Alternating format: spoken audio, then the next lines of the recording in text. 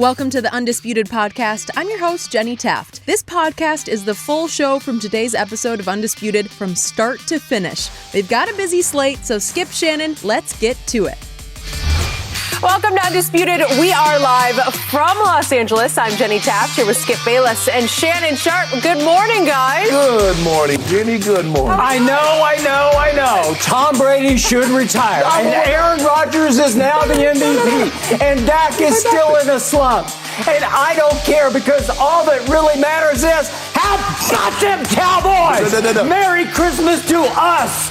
We are 10-4, baby, and we're coming for that one seed, and you are in trouble. You told me if there was a choice between the Bucs and the Cowboys, you choosing Tom Brady. That's what you told me. Not anymore. So now you don't give it. Tom, that's your man. You see what he did? We got this. How about them Cowboys? He forgot all about. How about them Bucs? Well, let's talk about Tom Brady. Oh, it's just Tom Brady, not GOAT. Yeah. Not the GOAT. I'm about to unleash. Not yet today. There were some shocking losses yesterday, but probably the most shocking was Tom Brady. He hit another milestone in his loss to the Saints last night, but it's one he'd probably rather forget since it was his first shutout since 2006, guys, and the only time in his career he's been shut out at home. In New Orleans, 9-0 win over Tampa. TB12 never found a rhythm and was sacked 4 times and ended the contest just 26 of 48 for 214 yards, a pick and a lost fumble. And we saw in the video, throwing the tablet, he was over it. Shannon, how shocking was this? We saw some other things on the video, too. We're going to get to that a little later. You're going to that no good. Yeah. Man, stop it. It's shocking. On a scale of 1 to 10, how shocking? A 15. Skip, look, it's a rivalry game. I picked the Buccaneers to win. I picked the Buccaneers to win convincingly. But if you had told me that the Tampa Bay Buccaneers, if they get to 10 points, they win this game, and they were going to get 0 points, I said, man, get out of here.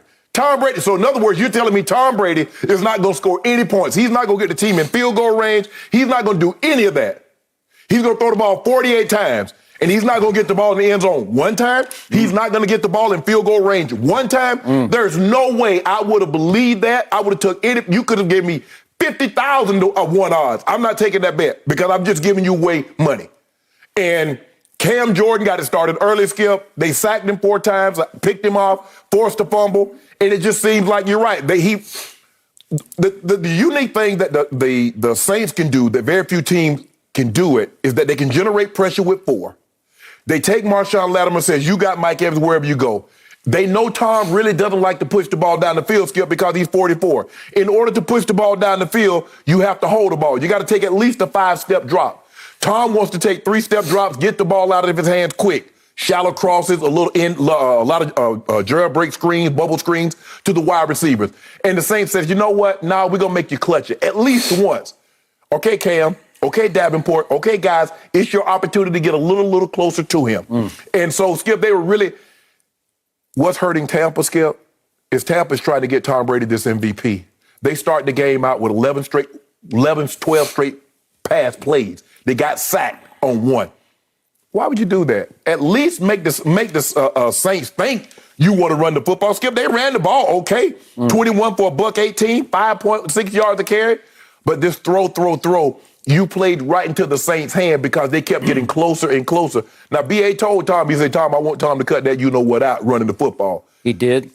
He's really not used to, especially when he made him cut back, he had no idea that Cam Jordan. It's something about Cam like, I'm on the prowl tonight. He did a great job, Skip, but I'm surprised.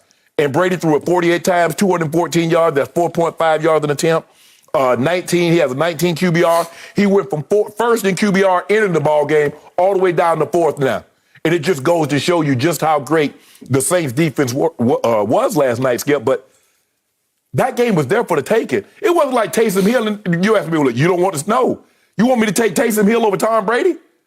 Taysom Hill played bad, too. I just want to throw that out there. If they had a competent quarterback, Skip, the game might have been closer to what it was last year when New Orleans came. You remember New Orleans came there last year. It was 38-3.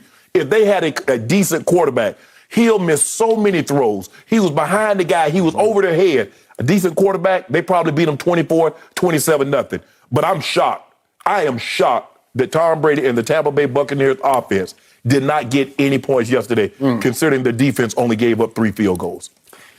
Okay, are you finished? Yep. Because it is now my turn. I am not shocked because I first guessed this on Friday's show, if you remember. I know you don't listen carefully to what I'm saying because you get pretty caught up in what you're saying, but I'm going to quote myself on last Friday's Undisputed. I told you if I weren't such a big Brady fan and if I were a betting man, I would bet a whole lot of money on the New Orleans Saints plus 11 points, which actually rose all the way up to 11.5 by kickoff. You're kidding me. That would have been the easiest money I would ever steal from the bookmakers because there was 4 total games of evidence already in the bank that Tom Brady is lost against Dennis Allen and the defensive coordinator who was the head coach last night of the New Orleans Saints. And I detailed it for you. I broke it into tiny little pieces, which is exactly what New Orleans breaks Tom Brady into every freaking time that they play him. They've done it 4 straight times going into last night. And I'm not sure last night was even as bad as what happened at Tampa a year ago in midseason. It was 38-3, and Brady was a complete and total disaster. And as I showed you Friday, his final interception of that night, 3 of them that he threw, was a give-up interception where he just said, I got to get out of here. And he just threw it across the field up for Gronkowski, a jump ball that New Orleans Well, it caught. would have been as bad as that night, Skip, if if Taysom Hill wasn't a quarterback. He didn't. Okay, I'm going to get to that because I think it's my turn now. So the point is, when I look back at, he'd already thrown 2 pick sixes, one in the opener last year in his first game as a Buccaneer, and then obviously one this year at New Orleans. So they already had his number there, but this is total kryptonite for Superman. And it's because Dennis Allen, who, by the way, was a very good safety for L.D. Bell High School, a Texas powerhouse in the Dallas area, and then went on Texas A&M, was a very good safety for them, but wasn't good enough to play in the National Football League. That's the guy who has the GOAT's number. And the way they do it is it's pretty simple.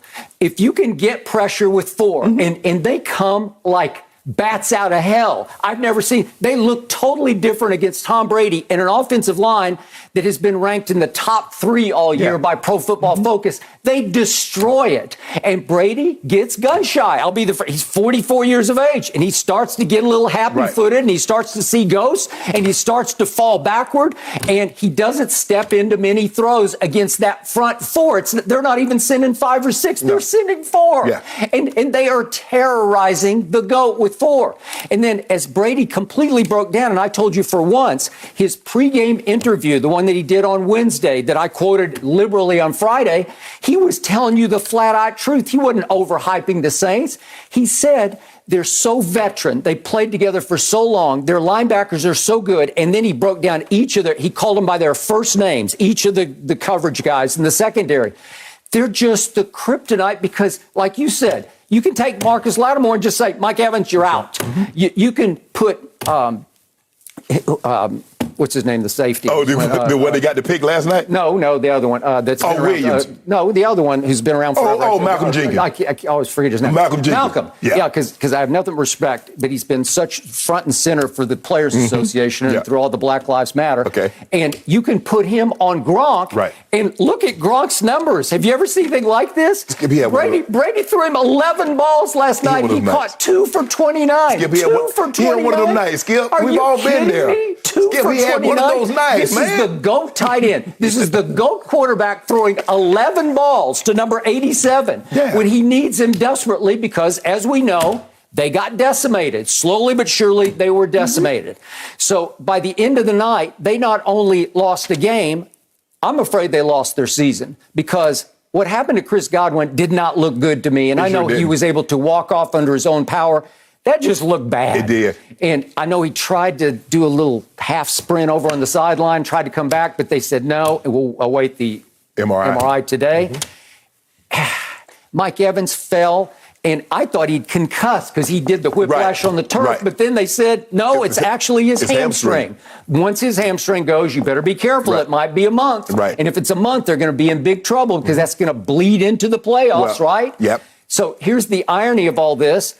The guy I didn't want them to bring back because he broke his zero tolerance rules was Antonio Brown. Right. He committed a felony with a fake vaccination card. And now it has come to this for the Buccaneers. And one night it came to, can they be saved by Antonio Brown because he's due to come back? And I guess they're going to now welcome him back because he's a godsend. They were always going to welcome him back. Well, but you knew that. Well, I didn't know that. I thought if Bruce Arians had anything to do with it, and apparently he does not. It was Tom's call, and now Tom desperately needs him. But now I'm looking down at the list. They started the night without Antoine Winfield, who's the quarterback of their defense. I have no idea how bad he is. Then they lose Leonard Fournette, as we call him, Lombardi Lenny, and he did John Elway helicopter. Well, you saw the split that he did. It was a split, and the hamstring went, and he needed help to hobble off to the locker room. Yeah. Could he be gone for the rest of the year? He sure could. And then who had the walk-off touchdown the week before? Perriman. Well, he didn't even make it to the game because he's on the COVID list. So now we got things. And Levante David limped off with some kind of foot injury. It's sometimes, for a defending champ, as you well know, not meant to be. I mean, it seemed like in one night, the injury god said, you guys, get out of the way. You know, it's time for Green Bay. Heck, it might even be time for Dallas. But Skip, we talked about this, and remember we talked about everybody's like, oh, they're going to be so much better. I said, guys, it's not that simple. And Tom knows it's not that simple. We're going to be so much better. Tom, you got very fortunate that you didn't really lose anybody to significant injury last year, but to run it back. Well, it always takes that. Yes, it's last man standing, right? Yes. Okay, they were the last men standing because they were okay. Right. They didn't even have Richard Sherman last night. He's still fighting with his Achilles tendon. So I don't know. If all those guys are out, you better believe they're out. Well, Skip, you got the last three games. You got Carolina and away, and then you got the Jets. And away, then Carolina. So, yeah, Carolina, Jets, Carolina. Yeah. Okay. You don't think you should be able to win those games? Skip? I'm not sure you can win at Carolina if they're decimated this way. I'm just not sure. So what did we see last night? It got so bad for Thomas Edward Patrick Brady Jr. Would you believe that the Buccaneers were 0 for 0 inside the red zone because they never got to the red zone? What if I bet you before the game, the Buccaneers will never make it inside the 20 of the Saints? Inside the 20? But that's why Are you kidding? That's why it's so surprising hearing you talk. Because you said you're not surprised at all. You're not surprised they didn't reach the red zone? You're not surprised they didn't score any points? Okay, remember, he came into this game with 8 touchdowns to 7 interceptions, and he left with 8 touchdowns to 8 interceptions against Dennis Allen's defense. Right. He came into this game averaging 20 points a game against New Orleans. They came into the game leading the NFL at 32 points a game. 37 and a half at home. Okay. And yet, all the evidence screamed at you for the previous 4 games. And I'm going to throw in the playoff game, too, because Brady didn't even throw for 200 yards at New Orleans. They pulled it off. Guess how they pulled it off? Defense turnovers. They picked off Drew Brees 3 times. Yeah. And what happened on what you called the turning point play of the game? Jared Cook, he's everywhere. He's on every good team. And then somehow he's on somebody else's team the next year, right? Yep. Jared Cook catches a pass that looks like he's going to go a ways with. And Antoine Winfield Jr., a rookie, comes and strips him of the football. That's 4 key turnovers that took Brady actually off the hook for a pretty mediocre, quiet game, right? Okay, so they've had his number constantly. And if we could start off with his first throw of the night, it's 12:45 left in the first quarter. It's 1st and 10 and it's 21. Can we see what Marshawn Lattimore did on the first throw of the night? This is when I sat back and said, oh, my God. He throws it. I thought Marshawn picked it, but he couldn't quite control it to the ground, and it did hit the ground, so it wasn't an interception. But how close was that? Very. That's a Marshawn Lattimore who says, I know this route. I got this route. I can jump this route in my sleep. On the GOAT, I've never seen such tight man-to-man coverage because that's who they are. They can lock everybody up, and after the stud receivers started going out, little Scotty Miller, he runs 4-3. Could he get open? Nope, he couldn't get open. And Tyler Johnson, I loved him, made a huge catch at New Orleans that helped save the game in the fourth quarter.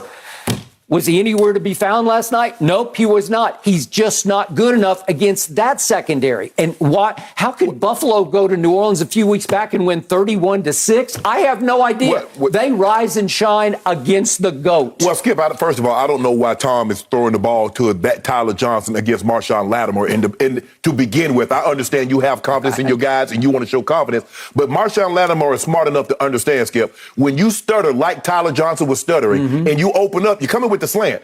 So he's going to drive it. Well, that's what the good DBs do. But usually on the first play of the game, you're playing it a little looser, just a touch looser. No. Okay. I mean, you watch what he does. He's checking his feet. You're not running the go. Who runs a go route stuck checking their feet? Okay. So a good DB knows, oh, you're running a slant. Let me drive it. And you see you beat him inside. Well, trust me, Tom Brady went into the game thinking, I got to get my confidence back. I got to hit a couple of easy ones early to get a little rhythm going. And he thought that was going to be an easy one, and it should have been picked. But here's the thing, Skip.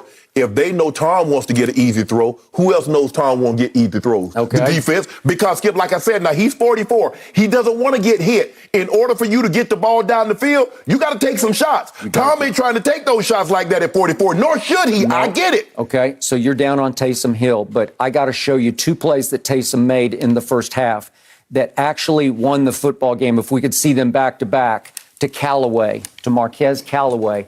This is Taysom Hill. This is pretty good. I'm going to give him that. That's a sweet throw. That's an A+ throw. Yeah. Okay, that's a game winner because that set up a touchdown. Then a field goal. Here we go again. I mean, a field goal. Yeah, and then he throws another one to Callaway. That's a jump ball. It was like a weird, Chris Collinsworth said, it's almost like a weird back shoulder throw into the middle of the field, away from the two safeties.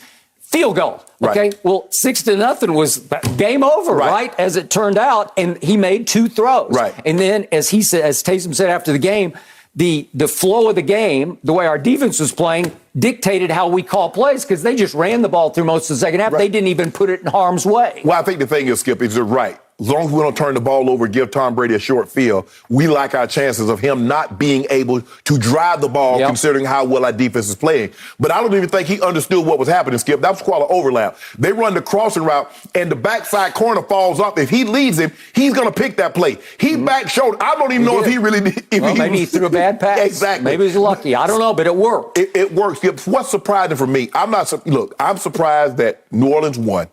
Because I thought Tampa, and I said this, I thought Tampa would cover the points 11 and a half. I said, Skip, they're going to win by 2 touchdowns. 0 points, though, Skip. The man hadn't been shut out home in his whole entire career. He's played 22 years. The last shutout, Skip, was in Miami. You know Miami's a house of horrors for him. Yep. And he got shut out 21-0 in 06. So that's 15 years ago. That was by Nick Saban, believe it or not. Nick Saban? That was in 2006. That's 15 years ago. Okay, let me show one more bad GOAT play. It's 3rd and 7 at the 21. This is 7:08 left in the second quarter, and this is the deepest penetration by the Buccaneers all night. They actually had it down to the 21-yard line, and Brady does that. You can't do it because you're sitting on a 39-yard field goal, and you just can't take a sack there, and he usually does it. No. That's the one thing he's best at is getting rid of the football. Right. But they got him flinching. They got him second-guessing. They got him seeing ghosts, and he goes down, and all of a sudden the field goal is pushed back to 45, and guess what Suckup did? He missed it. Hiccup. Well, what's that? Hiccup, Suckup, hiccup. Well, there you go. And it's just so demoralizing to the football team, like, we had it all the way down to the 21, and we came away with 0? Are you kidding me? And then here, I'm going to do one more bad Brady just to show that I'm being objective about this. They had a 4th and 1 play at the New Orleans 36-yard line. This is 5:39 left in the third quarter.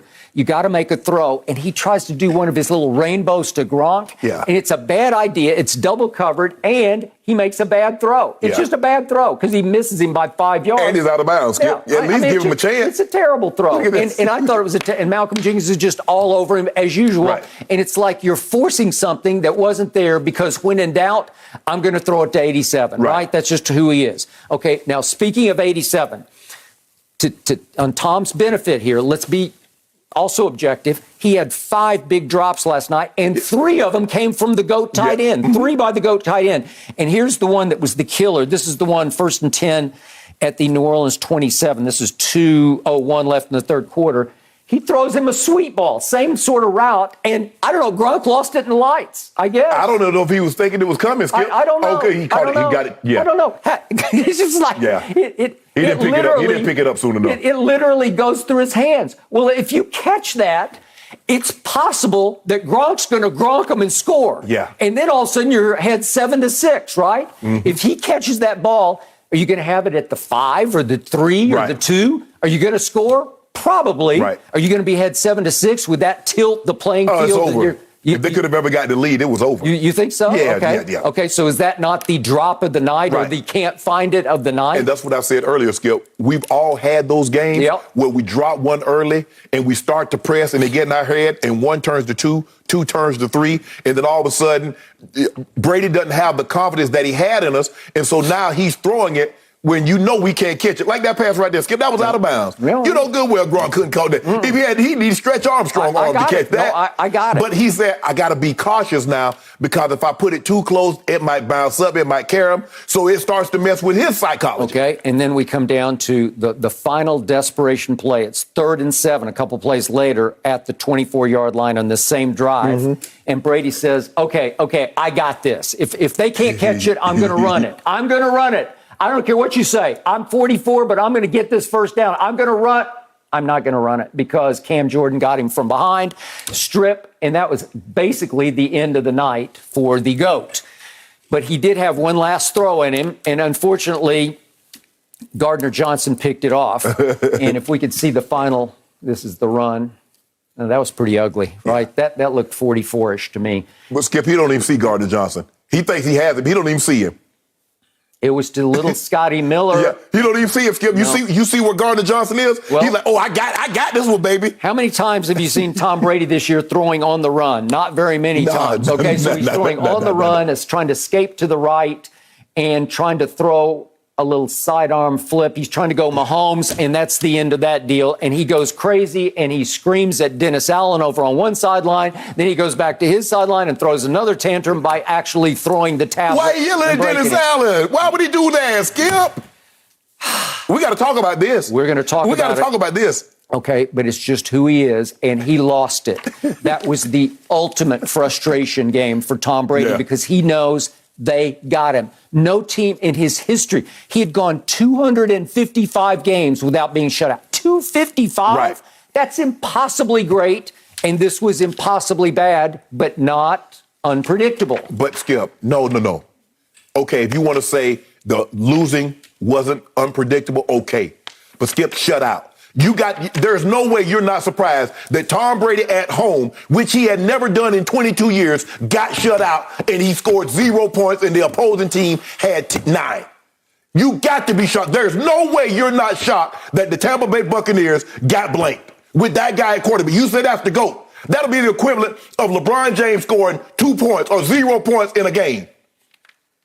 No team has come close to having his number like this one has. You can have his number. I got it. But if you look hard at the body of work that Dennis Allen has against Brady, it's fairly predictable. Not that he would be shut out, but that they would win, and it would be very low scoring with Taysom Hill as the rival quarterback. In those 4 losses, the Tampa Bay Buccaneers have averaged 20 points.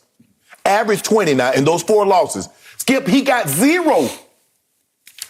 He got 0. And you're not surprised by that? I'm not, but here's my final prediction. It appears that Aaron Rodgers and company will have 2 playoff games at home to get to the Super Bowl. That's what it appears to be right now. No. See, you try to jinx him. And I will also make this proclamation right here, right now.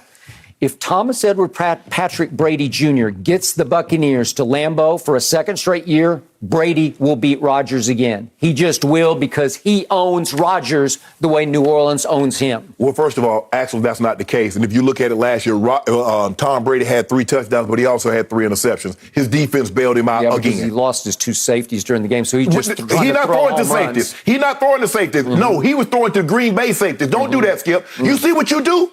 You talk about, it's the safeties. You never give those guys when they win. Mm. You don't mention anything about the safeties. You mention Thomas Edward Patrick Brady IV. Mm-hmm. Okay, put that blame on Thomas Edward Patrick Brady IV. The defense played outstanding. Just junior. You're making him 4 removed. Let me ask you a question. Maybe last night he was the 4th. Let me ask you a question. How did the defense play last night? Was the defense any good last night? It was actually the silver lining to the night. Okay, they're starting to come alive. Yeah, so that loss is on who? Uh-huh. That loss belongs to who? No, I want to hear you. No, Who does that loss fall at the feet of? Rob Gronkowski. No, not Rob. Really, Skip? I can't believe you did that. 3 drops and dropped what could have been the game winner? Hold on. All I know is somebody had 22 incompletions, a pick, a fumble. Okay, I got it. You remember I said this. If they can get to Lambeau, they will win again because they beat him twice last year, once at home. And when they beat him at home, they destroyed him in Tampa last year. Well, they destroyed the Saints. You might have to play the Saints again. You might have to play the Saints again. No other way to look Is that what you want? Tom Yep, bring 'em on. struggled yesterday, Okay. and the visual of him chucking the video, the tablet will live on in my brain. No mercy. Dallas's juggernaut defense helped the Cowboys win their 3rd game in a row, all on the road, in a 21-6 victory that improved their record to 10-4. The D got 3 interceptions and a fumble recovery, marking their 3rd straight game with 4 takeaways, something they haven't done since 1994. So, Shannon, scale of 1 to 10, how impressed were you? I gave them a 3. I gave the defense a 10, and I gave the offense a -2. Because the offense is, I don't know what's going on. Skip, I don't know what's going on with Dak. You're protecting a lead, and what does he do? For the 2nd week in a row, he turned the ball over, and all you're trying to do is just run out the clock, get out of there, don't get anybody injured. And last week it was a pick 6. This week he's got outside of the pocket, gets stripped from behind. Skip, he's not playing well. That has to be concerning, considering the star power, the firepower that you had on that side of the ball. But the defense is saving the day. I like what the defense is doing is that when we play a team that's inferior to us, we're going to make them look really, really bad. And that's what they do. They take the ball away. They hit your quarterback. Skip, Mike Glennon, I'm just still trying to figure out how he get a job, how he keeps getting job because he's awful. What was his numbers yesterday? 13 of 24 for 99 yards. 3 interceptions. 13 of 24. I once watched my Vanderbilt Commodores just terrorize Mike Glennon in a bowl game, believe it or not, and intercept him 4 times. Yeah. Go ahead. Yes. And hold on. Didn't they get rid of Russell Wilson in North Carolina State for Mike Glennon? Was that true? I think they did. Skip, this is ridiculous. But Cowboys defense, Micah didn't do a whole lot yesterday, but D-Law and Gregory and the rest of that front 7 got home. And when you throw the ball up for grabs like that, more times than not, one of them DBs gonna come down with it. Trayvon Diggs, don't throw it in his direction. Don't throw it in his direction because he's going to come down with it. They're doing a great job of capitalizing. When you put the ball in harm's way, we make sure you're going to be harmed. But, Skip, my concern for your team, the Cowboys are going to win the division. We knew that from about 5 weeks ago. The question that I have is that when is the Cowboys offense going to hold up their end of the bargain? Because they haven't done that. I mean, to go to Kansas City, they get 9 points. The defense held Patrick Mahomes to 19 points. That should get you a win against Patrick Mahomes. You didn't let him score 29. You didn't let him score 39. You held him to under 20, which doesn't happen very often, especially at home. Yep. And then the Broncos, you scored 16. And the Broncos, we saw they lost again yesterday. I hope Teddy Bridgewater is doing well. But that's the concern for me. I gave them a 3. Because I think your offense is a -2, but your defense get a 10. So when you factor that in there, Skip, that's what I rounded you out to. Okay. I will go you one better. My final takeaway from this game was, scale of 1 to 10, a 2 on the impressive scale. Okay. Because it left me limp because of the offense. Dak Prescott is still in a horrendous, inexplicable slump. He was having trouble throwing swing passes accurately. Backs are having to reach down at their feet. Yeah. And I know it gets windy and unpredictably gusty there in New York, New Jersey, but still, that's not my guy. No.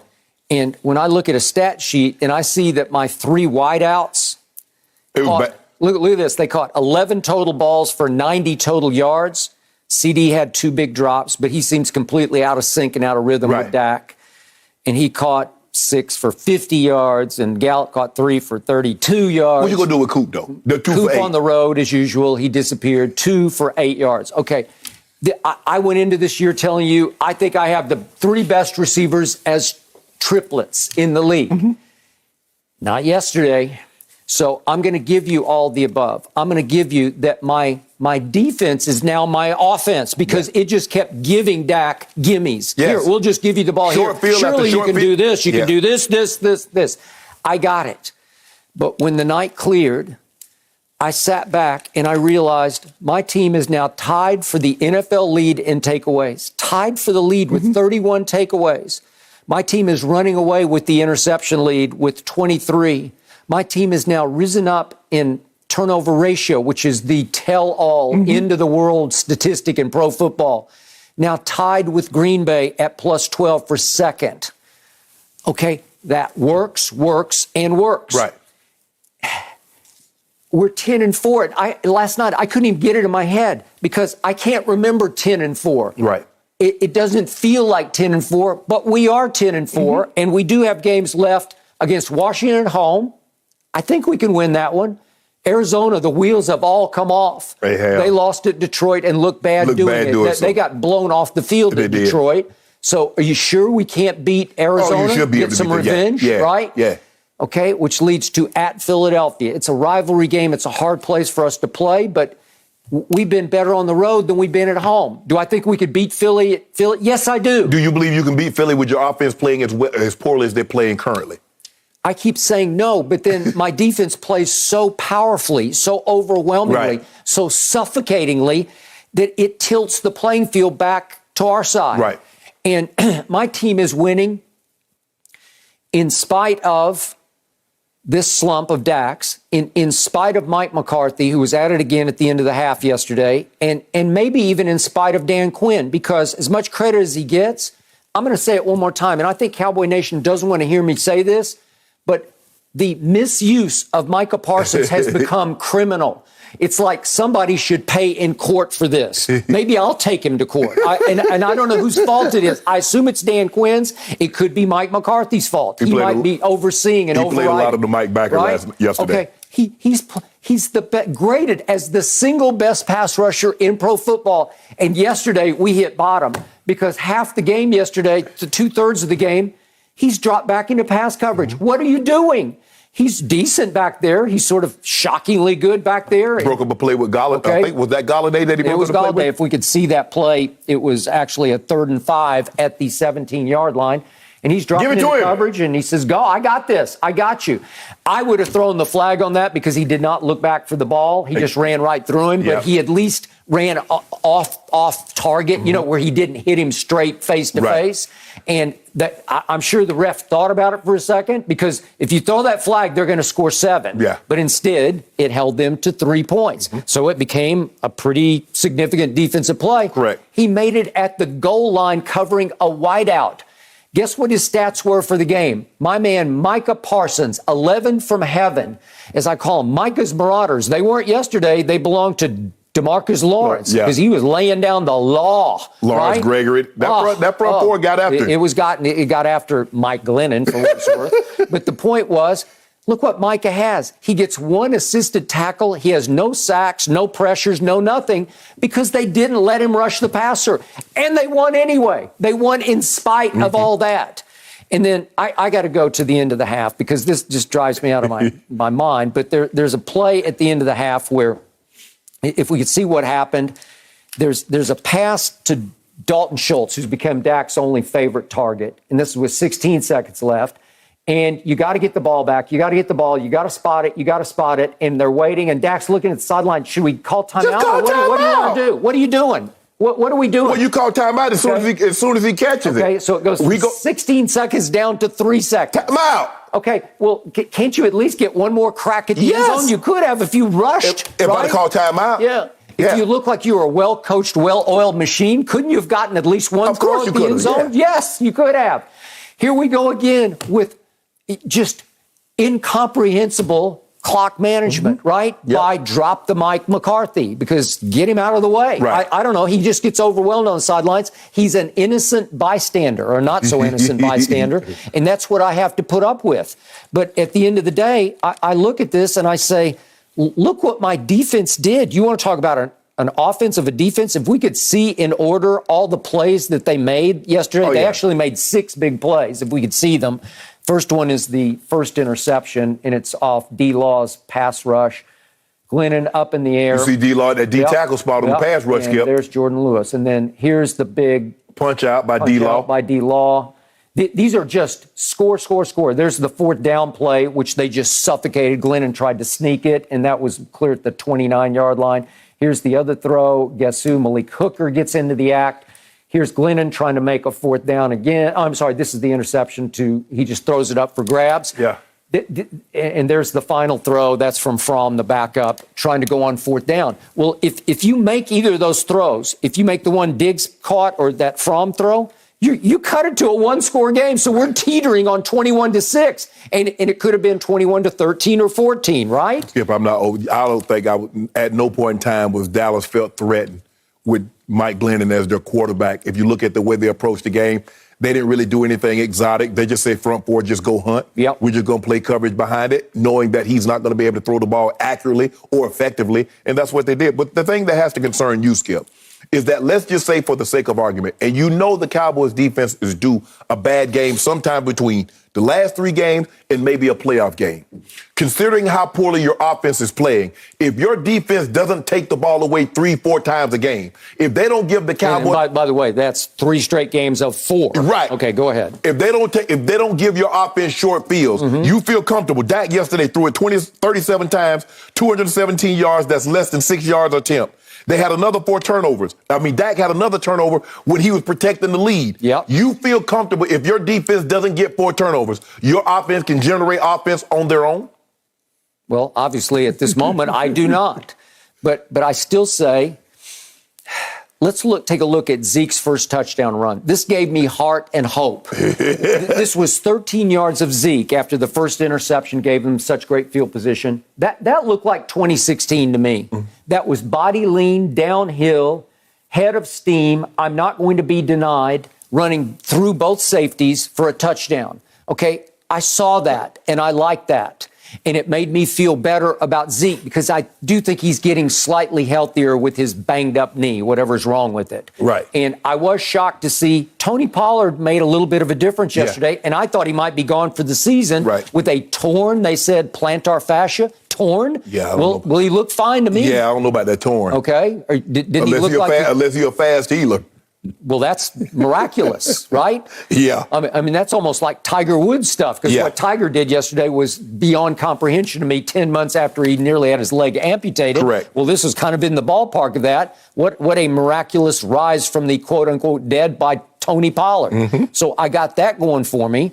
And I still say that one of these games, Dak is going to snap out of it. I don't want to hear after the game he makes a big deal out of, oh, yeah, he volunteered. We had a bet with the defense, turnovers versus touchdowns. Well, you losing. Okay, you're losing. And then he said, but we'll get even. And then he stopped and said, no, I don't think we want to get even. Because you don't. Because they're all you got right now, right? Exactly. Okay, so, but I don't want to hear about some cutesy story about we got to bet with the defense. I care about you. Right. I don't want to deflect off you. Okay. How about you? Well, yeah, because what he do is, Skip, he's like, oh, but look at the defense. They're getting these turnovers, so it don't even really matter how bad I play yet, but it does. It does. It really if they're going to go places like I think they have a chance to go places. Yes. So if we could quickly see a couple of bad Dak plays. There's one at 3rd and 4th to 12. This is 1:55 left in the second quarter. And this is where I think Dak, snap out of it, step into a throw, make a throw. And it was kind of like Brady last night. You can't take this sack. And both blitzers come completely free. They didn't block either one of those guys. Well, you're better than that. Just get rid of the football. Do your receivers not see hot? Do they not? That's just bad football, and all of a sudden it pushes you completely back into a 42-yard field goal, and Zerline took Dak off the hook for that one because he made it, okay? So then we get to the one you're talking about, the late fumble. This is all the way down to, 8:19 in the fourth quarter. It's 2nd and 10 at the Dallas 27. You said they're trying to just get out of town. You're just trying to get to the bus at that point, right? Yeah, don't get anybody hurt or anything like that. Just get to the bus, and you do this, and you don't see that. It's just bad football, and it's bad quarterback play, and it scares me. But I still say that, as Jerry said, remember those quotes from last week? I believe with all my fiber that this is the man who can snap out of this. Well, I do too. And I thought it might be yesterday against a pretty mediocre Giants defense, but it wasn't yesterday. No. Okay? Can it be against Washington? Can it be against Arizona? Can it be at Philly? What if he doesn't snap out of it till next year? Here's the thing, Skip. Come playoff time, you got to probably have to see Rodgers. You're going to have to see Tom Brady. The 49ers are playing a lot better, Skip. Yep. With the way they run the football, their defense is getting after Nick Bosa. He might be comeback player of the year after an ACL. He got 15 sacks now.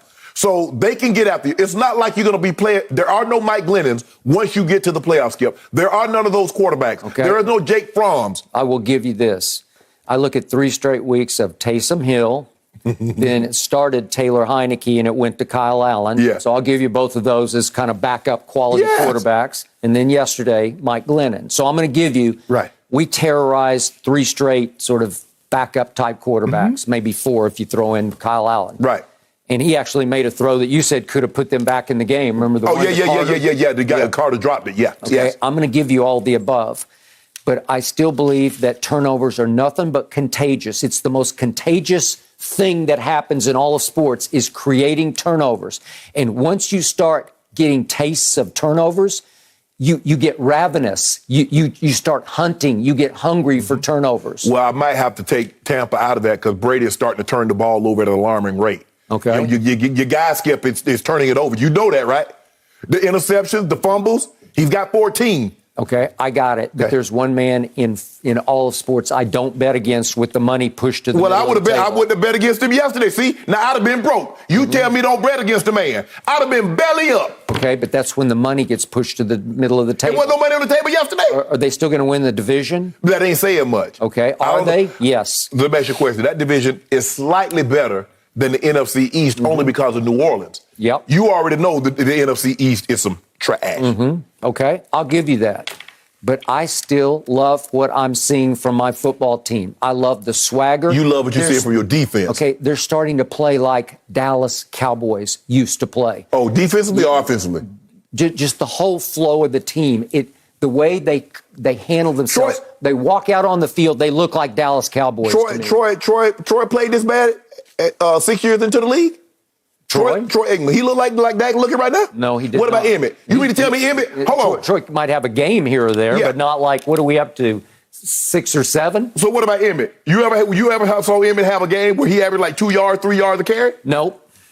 What about Michael? You think Michael was going to lead the game with 2 catches for 8 yards? Did we look like we could run the ball yesterday? Yep, we did. Yeah, but no, hold on. No, you ran the ball. Pollard ran the ball, had a couple of pop plays, but really? Well, that Zeke run for a touchdown was impressive to me. And then outside of that, he averaged 2 yards a carry. Okay. 2.6 a carry. Okay. You good with take that? Yep, I'm good with that because of Tony Pollard.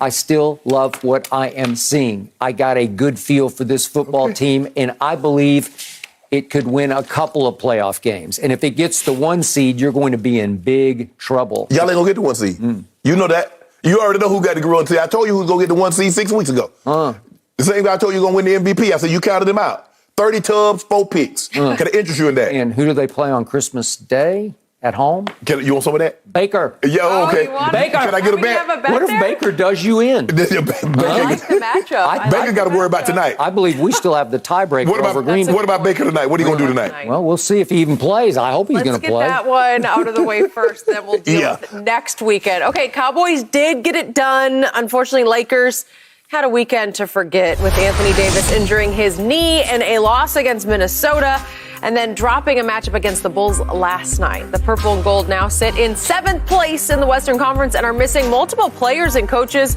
due to health and safety protocols. So, Shannon, I start with you. Scale of 1 to 10, how disappointed were you in LeBron and the Lakers last night? A 2. My number is low only because I have no expectation for this team, Skip. I know they're not going to be the good team. They turned the ball over too much. They turned the ball over 20 times again last night, led to 29 points for the Bulls. They turned the ball over 18 times on Friday night, which Karl Anthony Towns went to school on him. And I tweeted. Well, he went to town. Yeah, he did. Skip, I said, AD, what Cat is doing to you, that's what you should be doing to everybody. Cat on Friday hit a turnaround baby hook over AD and did this. He did. Said a 6'10.5" man that's been first team All NBA is too small to deal with me. And you expect me to have expectations against them beating a good team? And I think Minnesota is coming along. And that was what, Skip, you could make a case that Anthony Edwards and Cat, they're right there, best players on the team. And they were playing without one of them after the guy just hit 10 threes the other night. And he was out. And you got blown out. At least this game, they kept fighting. But Skip, when you turn the ball over like they turn it over, they turn the ball over. They don't really play defense. And they're a horrible free throw shooting team. They're horrible. What they shoot last night, 64%. 14 to 22. They're the third worst free throw shooting team in all of basketball. Only the Spurs and Rockets are worse. Guess what the Spurs and Rockets are? Going to be in the lottery. Unfortunately, we can't be in the lottery because we ain't got no picks. So I have no expectations, Skip, so I'm not disappointed because I already know going into the game, they're going to shoot a bunch of bricks. They're going to turn the ball over. They're going to be horrible from the free throw line. So when you have, Skip, it's like if your parents tell you Santa is not going to bring you that toy, you don't wake up on Christmas morning being upset because they already told you. You've been bad. Santa ain't bringing you that. Well, I've seen enough. 31, 32 games? Yep. I've seen enough. You're turnover prone. You don't play defense. You shoot terrible from the free throw line. No. So, for me, a 2. So, you were scathing in your criticism, but you're not disappointed. No, I'm not disappointed because that's who they are. That's who they are. At this point in time, Skip, 30-plus games into the season, you are what you repeatedly put on tape. And what have they put on tape?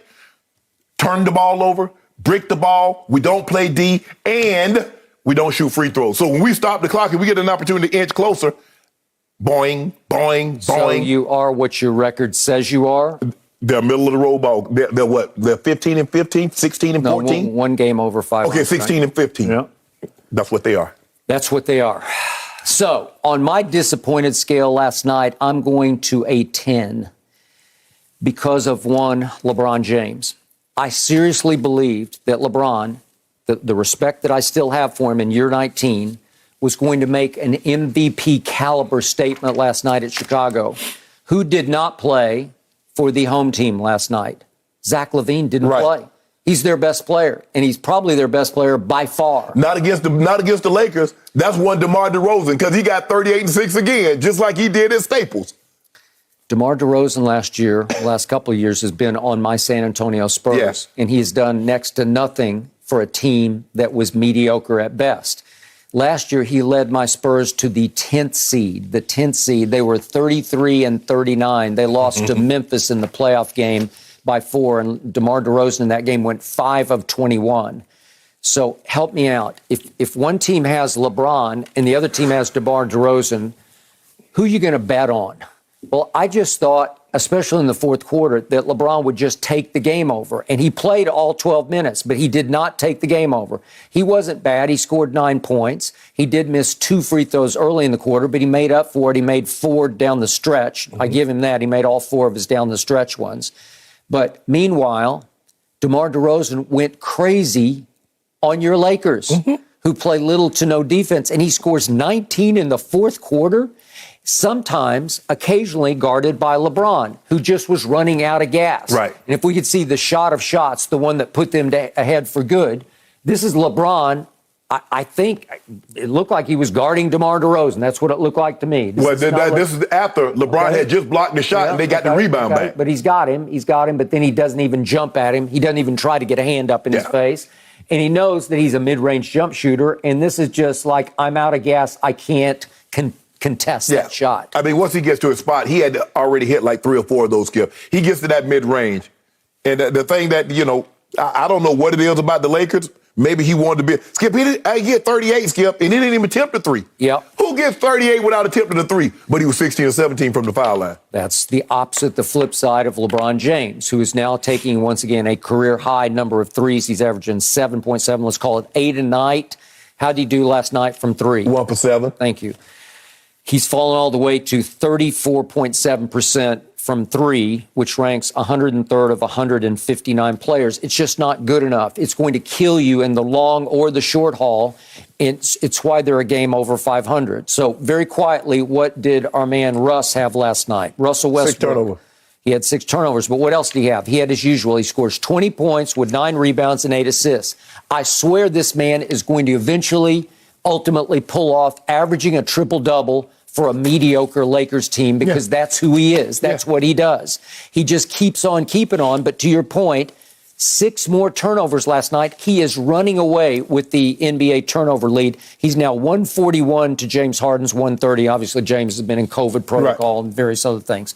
So if we could just see the 6 turnovers last night just to see how demoralizing this is for a basketball team, this is why in a close game, this is a nip-tuck game, right? They hung right in there the whole game. Here goes Russ. Russ, What is that? I don't know. Russ, what are you thinking?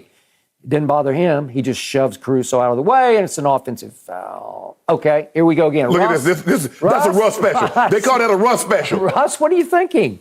What are you doing? I'm not thinking. Russ, That's a Russ special right there. I don't know. You threw it to two bulls. Well, Russ. Watch this, Skip. Okay, well, obviously, the long arm of the law is right in the way. You can't thread that pass through. Russ? God. Now remind you now, Skip, he had just beat Lonzo off the ball, so you know there's a trailer. You know Lonzo's right there, and he just throws it right to Lonzo. What are you thinking? Nothing. I'm not thinking anything. Did you lose any sleep over your 6 turnovers, Russ? No, I forgot all about them. Skip, and the mere fact, and this is a great story, that Isaiah Thomas had been in and out of the league over the last 4 years. Yep. He comes back, he's in the starting lineup. Well, you got to. It's COVID time. Here we go again. And he played well. He did. Ed is playing well. Give him credit. IT's played very well. Played well Friday night, Skip. He's still trying to get his legs back under him because, like I said, he's been in and out of the league for the last 4 years. Yep. But you just can't overcome with the assortment of issues that the Lakers have. Anthony Davis is the least of their concerns. Yep. Because it wasn't like AD was playing his tail off when he was there. Okay, so here's the ultimate irony. I told you Friday, late in the show, how happy I was for you because for the first night after 29 straight games of Russell Westbrook, you were finally going to get to see what life was like on Friday night at Minnesota without Russ. Remember? Because he was in COVID protocol. Right. And somehow, some way, he tests right out of it and is in your starting lineup on Friday night. And I laughed out loud. I said, Ernestine, you got to come here and look at this. Russ is actually in the starting lineup in all his glory. And early on in that game, it was actually late in the first quarter, could we see what Russ did from the free throw line? Because you want to talk about demoralizing? This is your man, Westbrook. If we could see what happened. This is Russ late in the first quarter. You're down 19-11, up and nothing but net because it barely ticked the front of the net and didn't get up to the rim. Well, he missed one like that last night in the lane, Skip. He shot an air ball from 6 feet away. Yep. And then he shook it off and actually made the second one, but up and down. That's, God, how far is that? Like, it's at least a foot short. It might be 2 feet short, right? But that's when you try to be too perfect. You try to swish it like Steph Curry. Okay.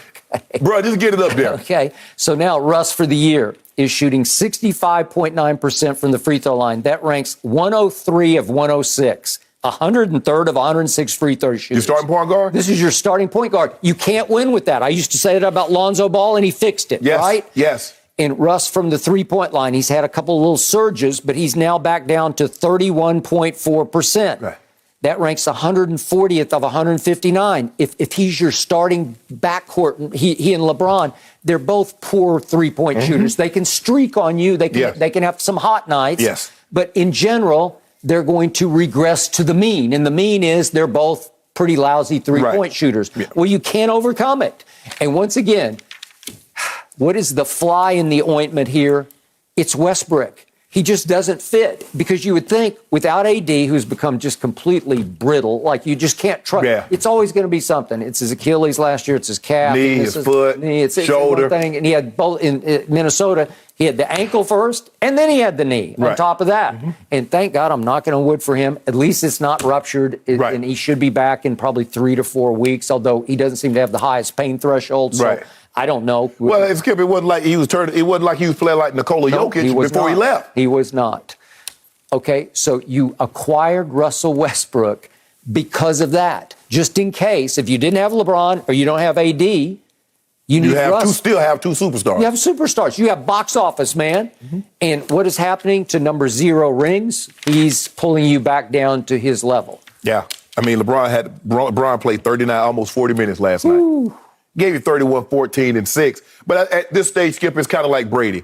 Brady can still be Brady, but he needs the auxiliary guys around him to play at a high level. Where LeBron used to take a J.R. Smith and take some of those lesser Rodney Hood, the guys, and win you games. Yep. He needs guys now. He needs AD to be like New Orleans AD.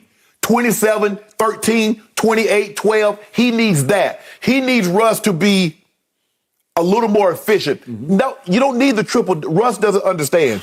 Triple-double is not what the Lakers need. They need consistent. He doesn't know that. I mean, he is one-track mind. He is a solo act. stat machine, and that's all he wants to do is triple-double. He thinks as long as I play hard, Yep. all else should be forgiven. Correct. And he doesn't understand because you play hard doesn't mean you play smart. You have to understand where you are in the game, what you need at a given time. And he just thinks, let me just play as hard as I can and everything else. No, bro. If Yep. you're down 10 and you keep playing hard and you keep turning over, 10 goes to 20. And that's what happened. Remember, they had gotten it down to 2 points. Because it was 14. They had gotten it down to 2 Yep. against Minnesota. Yep. And next thing you know, Minnesota's back up by 22. They did. So I'm here to suggest, I've been covering this league for a long, long time. Russ's 141 turnovers, if we had enough show to put them all on one tape, I think you would sit back and say they're the ugliest batch of turnovers in the history of this league by one player in one portion of a season. But if you look at the lion's share of them, Skip, I guarantee you 120 of them are the exact same. Yeah. He leaves the feet and the ball flies out his hand. He leaves his feet and he throws it back to the defender because he has nowhere to go with the ball. And as you well know, it rips the heart out of a basketball team because you look at each other and say, what are we doing? Yes. Why should we even try? Yes. We had the basketball and then they have the basketball Yes. because he just gave it to them. Yes.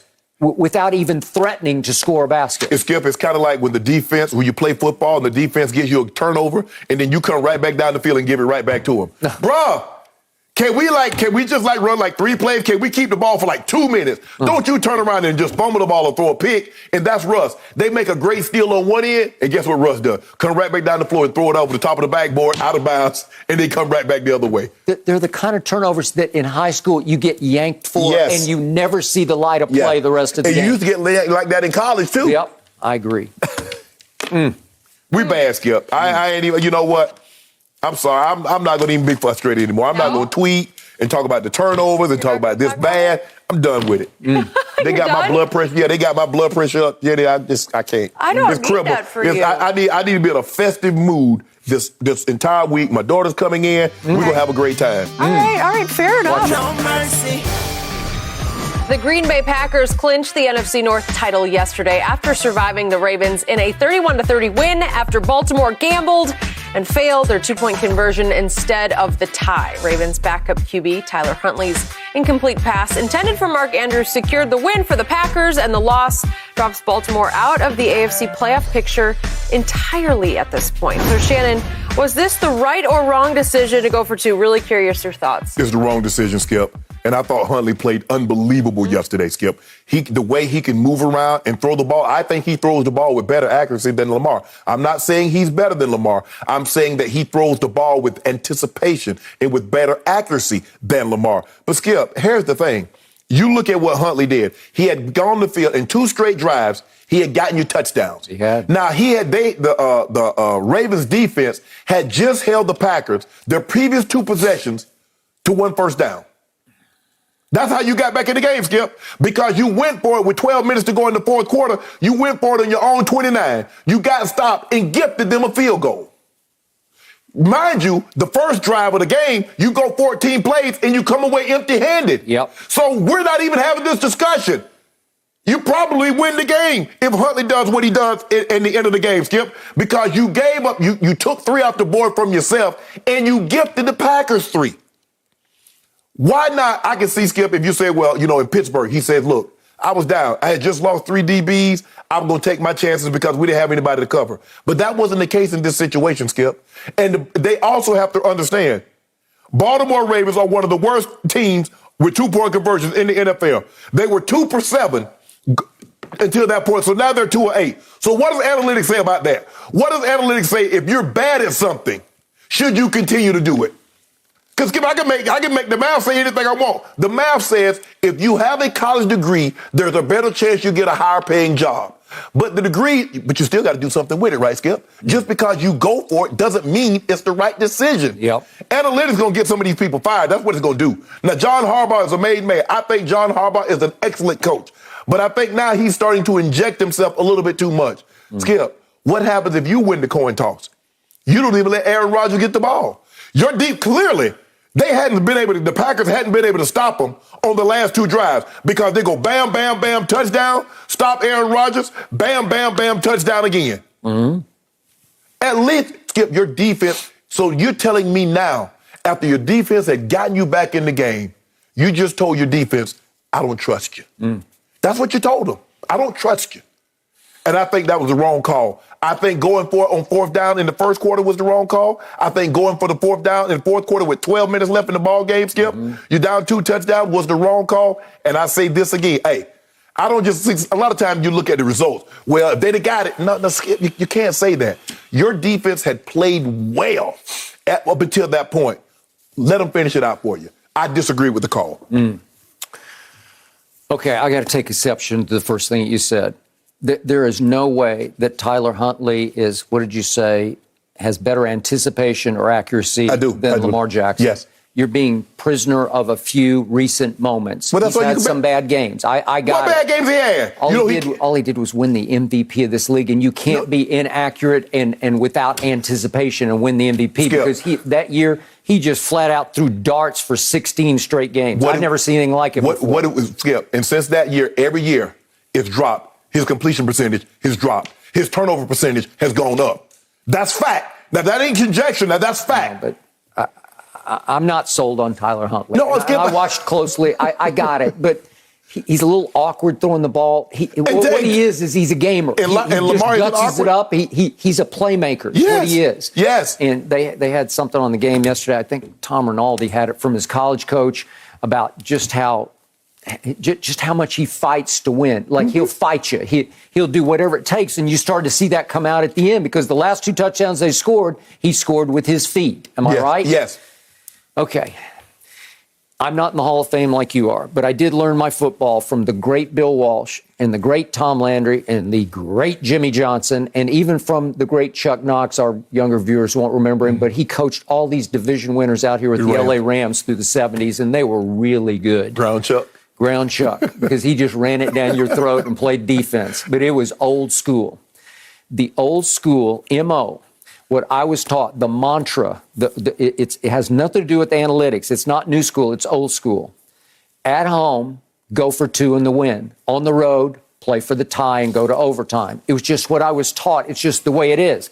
I thought it was vice versa. I thought you go for the win on the road and you play. I had it this way. Okay. So the point is that with this kid at quarterback, I'm just not sure I can keep trusting him in overtime against the Green Bay Packers and Aaron Rodgers. So I liked it that you just said, go for it. Just lay your cards on the table and go for it. But for the second straight time, and you said they're 2 for 7, I put that on Greg Roman because I have no idea what possessed him to make this call or the call that Lamar had that he got stuck with. If we could quickly go back to the Lamar call, if we could. Oh, against Pittsburgh? Yeah, against Pittsburgh. There's the shot. If we could go back to the Lamar one first, because this is a couple of games back. Look, they decide not to block T.J. Watt. Is he any good? He just leads the NFL in sacks. He's the best sacker in the National Football League. And you allow him to come loose right in Lamar's face, and Lamar's stuck. He has to kind of jump inside and throw a little sidearm flip, and he obviously misses Mark Andrews. It wasn't a horrible pass, but he missed him, and Mark Andrews couldn't haul it in because Mark Andrews is not a wideout. He's a Shannon Sharpe type hybrid, you know, and he's got pretty good hands, but he doesn't have wideout. It's not like he's got Odell's hands, okay? So the point is, now we come to yesterday, and they split him out all the way to the pylon like a wideout. And they say, okay, you got Eric Stokes on him, the cornerback, he's a kid, but he's pretty good. He can fly, but this is different. This is a whole different set of skill here. Yeah, he's going to try to post him up in the You're going to try to just shield him off and just sort of screen him off like it's basketball, okay? And you're going to run the equivalent to me of like a stop route. You're just going to take one big step, and then you're going to turn. Okay? But Darnell Savage had been all over Mark Andrews the whole game. And so they're not stupid. They know what's coming. So they kind of deke him, and Darnell acts like he's going to play the middle of the field. And at the snap, he just bat out of hell's it. Because once I see you take one step, roll to that side. I'm going... It's like he is your favorite target. He's been your favorite target all day. You've been forcing throws to him all day long. Yes. I'm just going to jump this. And the pass is off target to me because it's behind him. It's not a good throw. No, it's not. Okay. He missed Hollywood. Hollywood on the over route. Okay, so Hollywood, because Darnell Savage jumped this route, if you had the presence, and he's just a kid quarterback, he's barely played, but if you could stop your roll, if you could just stop cold and look back into the middle of the field, Hollywood flashed wide open along the back line. Well, it's like the easiest. It's a lot to ask. It's hard, Skip, because it's win or lose. Because here's the thing with that, and I get why he did it. And people say, well, if he just reads the field. Yep. If he reads the field and Hollywood is not there, Mark Andrews is done. Yep. So it's hard, Skip, to come out on that roll. It's like, okay, there's no Mark Andrews. Oh, let me reset. It's hard to do, especially like you said, Skip. This is a young kid. Maybe Aaron Rodgers does that. Maybe some of these Patrick Mahomes. But a young kid, you're asking him an awful lot to hit a dead roll, knowing, okay, this is 2 for the win, and I got Mark Andrews. Oh man, Mark's covered. Oh, Hollywood got to be over on the over route because Darnell Savage just jumped and tried to help double on Mark Andrews. Okay. So I don't know for sure this is Greg Roman's decision because it could be John Harbaugh saying, I like this play. Well, he called him over. Yeah, you see Skip doing the timeout. He called him. He's like, come here, Mark. And hey, what do you like? I would have preferred to balance the field up, Skip. Okay. And if it's not there, I want you to take off. Because, Skip, once you hit the roll, you discarded half the field. From the middle of the field back is no go. The hardest play to cover is when Mark Andrews is working the middle of the field on an option route where you can go right or left. You just let him just sort of slither into the middle. And if he wants to come back to you or break to the right or left, you just let him option off what they're doing. Right. Okay, that starts it. You could also call a quarterback draw because that kid's feet are quick. Oh, yeah. You know, you could just say, take one big step back like you're going to throw it, and then let's try to block it for you, and you bolt to the left maybe, and you find a lane and just fly through it. Right. Or you could come with a trick play. You could have a gadget that you've been practicing for a couple of months that you got in your back pocket. Maybe it's a tackle-eligible play. Maybe it's some Philly special kind of a play. But you got to come with something trickier than that. That was so obvious to me. And so, look, if you just put Mark Andrews up against the pylon, you restrict his ability to maneuver. Where's he going to go? Exactly. The sideline's going to stop you. It's right here. Right. You're going to turn right here and look for the football. And it's kind of a longer throw, even though he's rolling to the right. Yes. I don't like how long it takes for the ball to be in the air. So I don't like anything about the 2-point try. I don't mind going for it. Right. But you only go for it when you say, we've got a play we love. Did they love that play? Well, I guess they did, Skip. But if you look at it, you says, okay, you don't like the call that he went with Pittsburgh. You don't like this call. What about the others? What about the other calls? See, everything. Oh, look out! Because everybody fell in love with it because what we saw on that Sunday night or Monday night game when Mahomes went for the 2 and he got what he got against the Kansas City Chiefs. Everybody was falling in love with it. Nobody had a problem with it. Now, see, and that's the thing. When something works, that's great. When it doesn't work, the coach is a bum.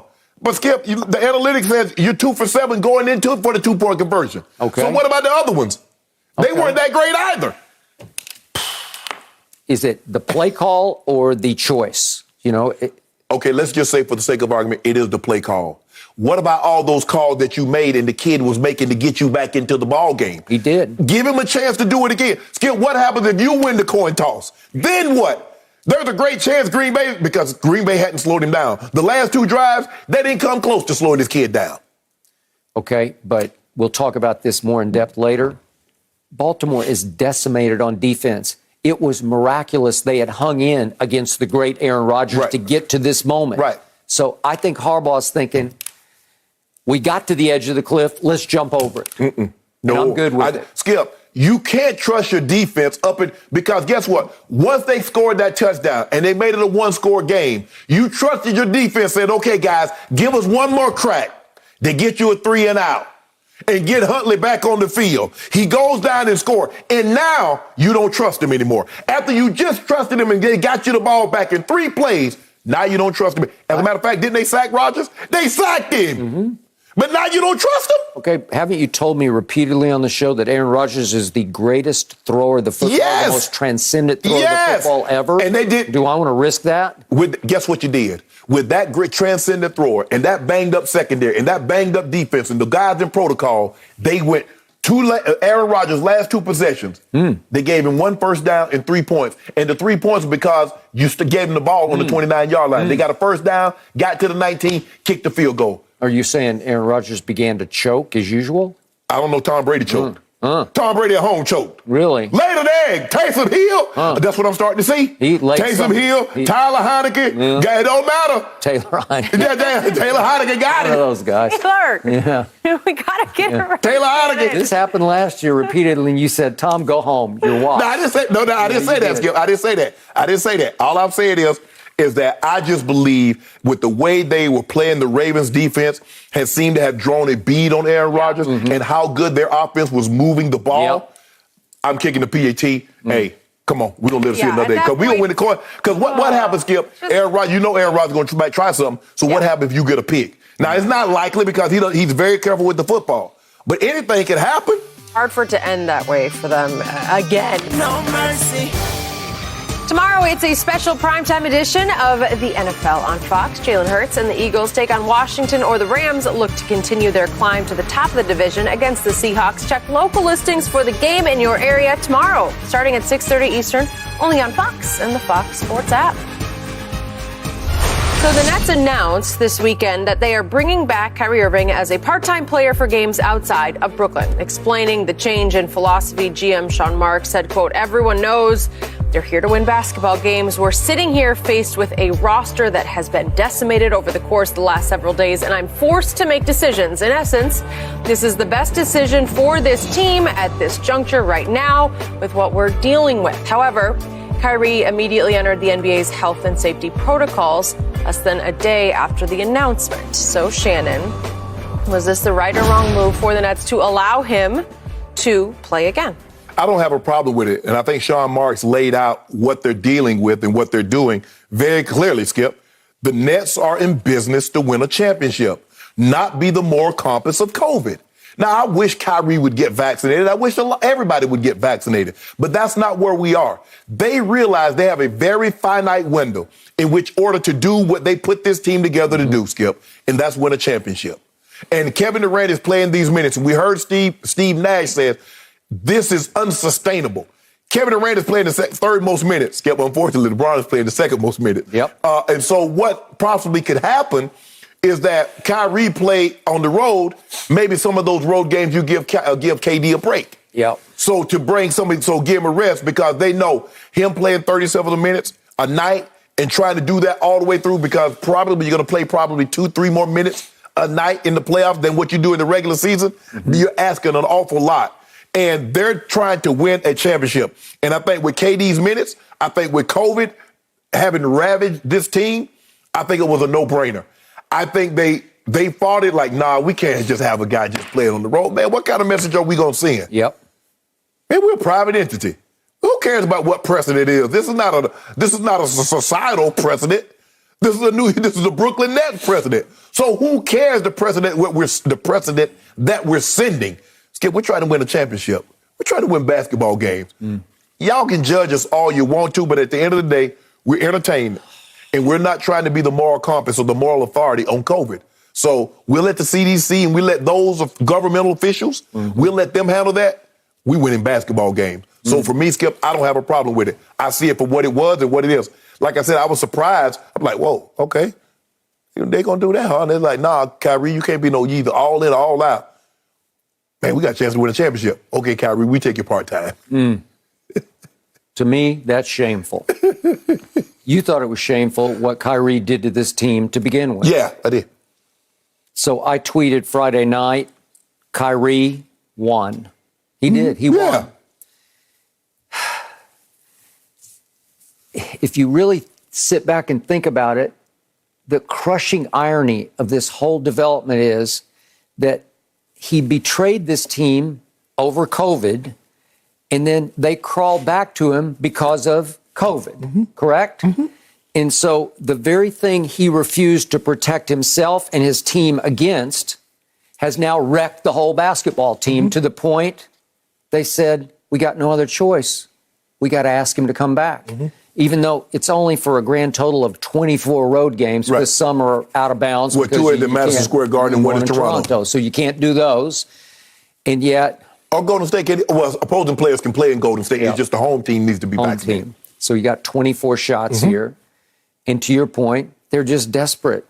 And they were pretty honest about being desperate, just as they were very honest about We don't want him. Right. We don't want a part-time. Play by the rules. We don't want him. We don't want a part-time player. So now, again, the very painful irony is that as a society, we're up against a variant that is the most contagious yet by far. Mm-hmm. Maybe not the deadliest, but most contagious. Right. And Kyrie is unvaccinated, which will be, if he does, in fact, soon rejoin this team, he will be an enormous threat to their team, which is why he will have to be tested every day and kept in all kinds of mass protocols and away from eating and away from, you're going to have lots of problems flying with him. He's going to be a huge threat while he also can be a godsend, right? Because you need him because everybody seems to be in protocol. To your point, Kevin's averaging almost 42 minutes a game, not sustainable. No. And so Sean Marks is finally saying that he will make us better. Well, okay, I got that. Yeah. But will he make you psychologically stronger? No, he will not. Will there be some players in that locker room who won't love having him around again because they were starting to cut bait with him? So the bridge was at least set on fire? Yep, I think there'll be some problems. I think if you were his teammate right now, you wouldn't love this. No. I don't like the part-time. I don't like the fact, Skip, I can deal with practice, but I would be very disappointed if a guy could only play home games but couldn't play on the road because of the decision that he made. So I get it, Skip, but only this decision you ran by one player. You ran this decision by one person only. That 7-foot monster is controlling everything. The owner, Kevin, what do you want? KD said, I want him. That's my guy. Well, that's his guy. We came here together. Well, I'm pretty sure he came to Brooklyn because of that. Yes, guy. Okay. yes. So, hey, Skip, you covered the game of basketball longer than I've watched it. You know superstars from the beginning of time has controlled what transpired in a basketball locker room more so than football players. Yep. Now, Tom Brady does have some say, but he don't have say like KD and like LeBron and like some of these other superstars have, Steph Curry, Kawhi. He doesn't have that kind of pull. Nope. So, Skip, I'm not surprised because at the end of the day, Skip, this would be a failure of epic proportion. James Harden, Kyrie Irving, and Kevin Durant together did not win a championship. And we got an opportunity to do that. I don't know what next year's going to hold, but I know we got a golden opportunity right now, and we're about to seize this moment. Skip, that's the way it is in sports. You know sport. What is sports about, Skip? Sports about winning. I got it. It smacks faintly of what's going on right now in Tampa as we speak. We've got news that Chris Godwin's going to be gone for the rest of the regular season, but it's only sprained, so it's not ruptured, so he has a chance to come back for the playoffs. So once again, the team wrecking, splitting sort of irony is that Antonio Brown committed a federal offense, a felony offense. He got a fake vaccination card, and he used it to, for a little while, dupe his team into thinking he was vaccinated. Right. And he was supposed to be on zero tolerance. So because of COVID wrecking the team and then injuries happening, all of a sudden, AB becomes a godsend. Oh, a savior. We've got him. He's our savior. You're right. Oh, thank you, AB. Please come back and save us today. We haven't heard yet what happened to Mike Evans with his hamstring. And we don't know about Leonard Fournette. We don't know about this and that. But they got wrecked last night. It could be season wrecking. And if I look at AB's stats so far, they're really good. Oh, yeah. He was playing really well. 3 big 100-yard type games. Yeah. Against Dallas and Miami. And I just look back on, he was very productive. In fact, you could make a case he was becoming Tom's favorite receiver, even beyond Gronk. Right. Okay, well, they're looking at it today, just like you just said. Well, it's win or else. Yeah, I'm trying to win. I got Tom Brady. I'm not going to have Tom Brady for 5 more years. No. I just know I got him for this year. He might decide, he keeps throwing it out there, Skip. He might decide to retire. I doubt it. I doubt it too. But Skip, you know what? Giselle said, babe, come home. He's like, you know what, babe? I think she's been saying that for 5, 6 years. No, she's been saying that. She's been saying that probably for a decade. Maybe. And Tom come home to rest and to watch film. Then he goes back to work. But I got an opportunity. I just know Tom Brady is playing this year. and I got an opportunity, we're still in prime position. Skip, it's not like they're, 5 and they got to fight for the playoffs. They're going to be in the playoffs. They're going to win the division, and they're going to get a home playoff game. And with Tom Brady, anything's possible. They're like, hey, y'all talk all as you want to, but if we get that, guess what? If we get another one of them Lombardis, won't nobody remember that we went against our word and said zero tolerance and had AB to come back. Nobody will remember that with 2 Lombardis. You might remember it with 1, but not with 2. So when I read this quote last night from Steve Nash, I got a little sick to my stomach. What did he say? We have decided to incorporate Kyrie again. Incorporate him? Incorporate him? Really? Kyrie is the ultimate solo act to me. He's beyond Russ in a lot of ways because he's his own man. He's going to follow his own beat. Yes. He's going to do exactly what he thinks.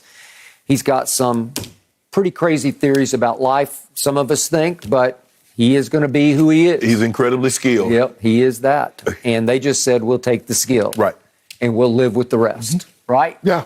Yeah. Congratulations. All right. Well, that is the latest. And we need to get back to Tom Brady yesterday. I might have to say it here. Was he a poor sport in defeat last night? Yeah. Talk about No mercy. After throwing a late interception last night, Tom Brady was seen yelling at New Orleans defensive coordinator and interim coach Dennis Allen on the Saints sideline. And then TB12 took out a little more frustration on the tablet as Tampa Bay fell to New Orleans 9-0. I know it's not funny, but it is a little funny. Shannon, what does this say about Tom Brady? This is who he is. I just want to know what the NFL is going to do by him yelling at the referee. Yeah, saying it's about what time. And it seemed like, we tried to find the footage, but it sure looked like he bumped the official. And so for him to go to the opposing team's sideline and yell at the head coach, tell him to go himself is unacceptable. But this is... Who is the defensive coordinator? He's the defensive coordinator. Who's acting head coach, Skip. This is what I've learned, is that when we like a guy, we're willing to overlook certain behaviors. If you become a champion, he got 7 Super Bowls, so he can do whatever he wants. Athletes and sports are a microcosm of society. If something happened between 2016 and 2017, people like the guy and they overlooked his behavior. They like this guy. 7 championships, but I'm a firm believer I'll never subscribe to. Because you've garnered a certain level of success, be it fame, fortune, whatever the case may be, you have the right, or you can say and do whatever you want to someone. I don't believe that. I don't believe because you got $7 billion, you should be a jerk to people. I believe everybody deserves a certain level of respect regardless of what someone else has accomplished. Because Tom Brady has 7 Super Bowls, it doesn't give him a right to act the way that he does. It's unacceptable. You get upset about LeBron. Why does LeBron got a curse? Why he got a curse? Yeah, but one's off the court. No, it doesn't matter. LeBron doesn't curse on the court that I remember. Yeah, he cursed. Not like screaming. So you didn't hear what he said last night? I heard exactly what he said. I'm just saying, Skip. So look, Tom didn't handle playing as poorly as he did. But he never does. Tom reminds me of a certain fella I've been working with for the past 5 years that when he gets upset or his team loses, he cuts me off. He won't let me finish my point. Really? But you know what? I don't know that guy. I know that guy. I know that guy. Do you have a silent partner? No, the part that I got is not silent. The part that I got is very, very vocal. That's why you like him. You like Jordan. You like Tom Brady because you excuse their behavior because they win. You say if you win, you should be able to treat people how you choose. That's Tom Brady. Did you see him getting on the receivers last night? Come on, guy, get the ball. Come on. Thank you. It's embarrassing. My little man from Vanderbilt, Keyshawn Vaughn, he's done. He's gone. Because Brady threw him a sweet little swing where because he can fly now. But he didn't get upset. Brady didn't get upset about that one. He got upset about the one he tripped. He slipped. And Brady looked at him like, get him out of my sight. He did. Shannon Sharpe, what do I always tell you? In the end, show me a good loser, I'll show you a loser. This is the highest level of competitive sports. Yeah. You know it because you did it and you experienced it. There are two cold-blooded killers that I've been around or at least have closely observed. And one of them was that guy up in Chicago, Michael Jordan. And you despised the Last Dance documentary because of the way he ridiculed and shamed and Scotty Burrell punched Steve Kerr and Bill Weddington. his teammates to inspire them. Will Perdue, the guy. Yeah. Vanderbilt, another Vanderbilt. Yes. They're everywhere. They're not everywhere. They are everywhere. Those Cleveland Cavaliers, little Darius Garland. Not in football, though, but okay, go ahead. The point is that these two are the worst, most miserable, indefensible losers I've ever closely observed. And they are the two coldest-blooded killers I've ever observed at the highest level. Tom Brady, I've told you again and again, just loses it during games. And especially if it doesn't go right, Psycho Tom comes completely out. And I think he doesn't even know what he's doing anymore. I don't think he does. He's asked after the game, what happened over there? I don't know. It's just football stuff. Well, that's how he sort of dismisses it. But it's ugly. Well, he should have had Cam Jordan right on the field. Tell Cam Jordan that. You should have said right up to Cam Jordan. Cam Jordan. What he told Dennis Allen, that's what he should have told Cam Jordan. Yep. That's what he should have told Davenport. Why you telling the coach that ain't got no helmet and pants on to bust you up? Yep. So I agreed with only one thing that's ever come out of Charles Barkley's mouth, and it was that commercial he made way back when, I don't know, it was the early 90s when he said, I am not a role model. Well, he's not. He's the farthest thing from it. Right. So is Jordan. So is Brady. So kids, don't try this at home. They're not role models. They're just the greatest ever at what they do. They're the GOAT. Jordan's the overall GOAT, and Brady's the GOAT of quarterbacks in football. And they won like nobody else has ever won. Six finals, 6 MVPs for Jordan, 7 Super Bowls in 10 tries? So can I ask you a question? Do you believe Tom Brady, if Tom Brady did, take Jordan first. If Jordan didn't hit Steve Kerr in the eye, if he didn't sock Will Perdue, if he wasn't demeaning and condescending, do you believe he'd have won less titles than what he actually won? I do. Because I watched him in action up close and personal. It's just who he was. Not a nice guy. I don't think Tom Brady, all this aw shucks, gee whiz, it's kind of an act. I don't think that's who he really is, because in the end, he wants Antonio Brown back today, right? Yeah, he wants to win. But Skip, I believe you can still win. Bill Russell won 11 times. 11 championships. None of this. Skip, I believe you can win. I believe you can still be great and not be a jerk. I believe you can be great and not be dismissive. I believe you can be great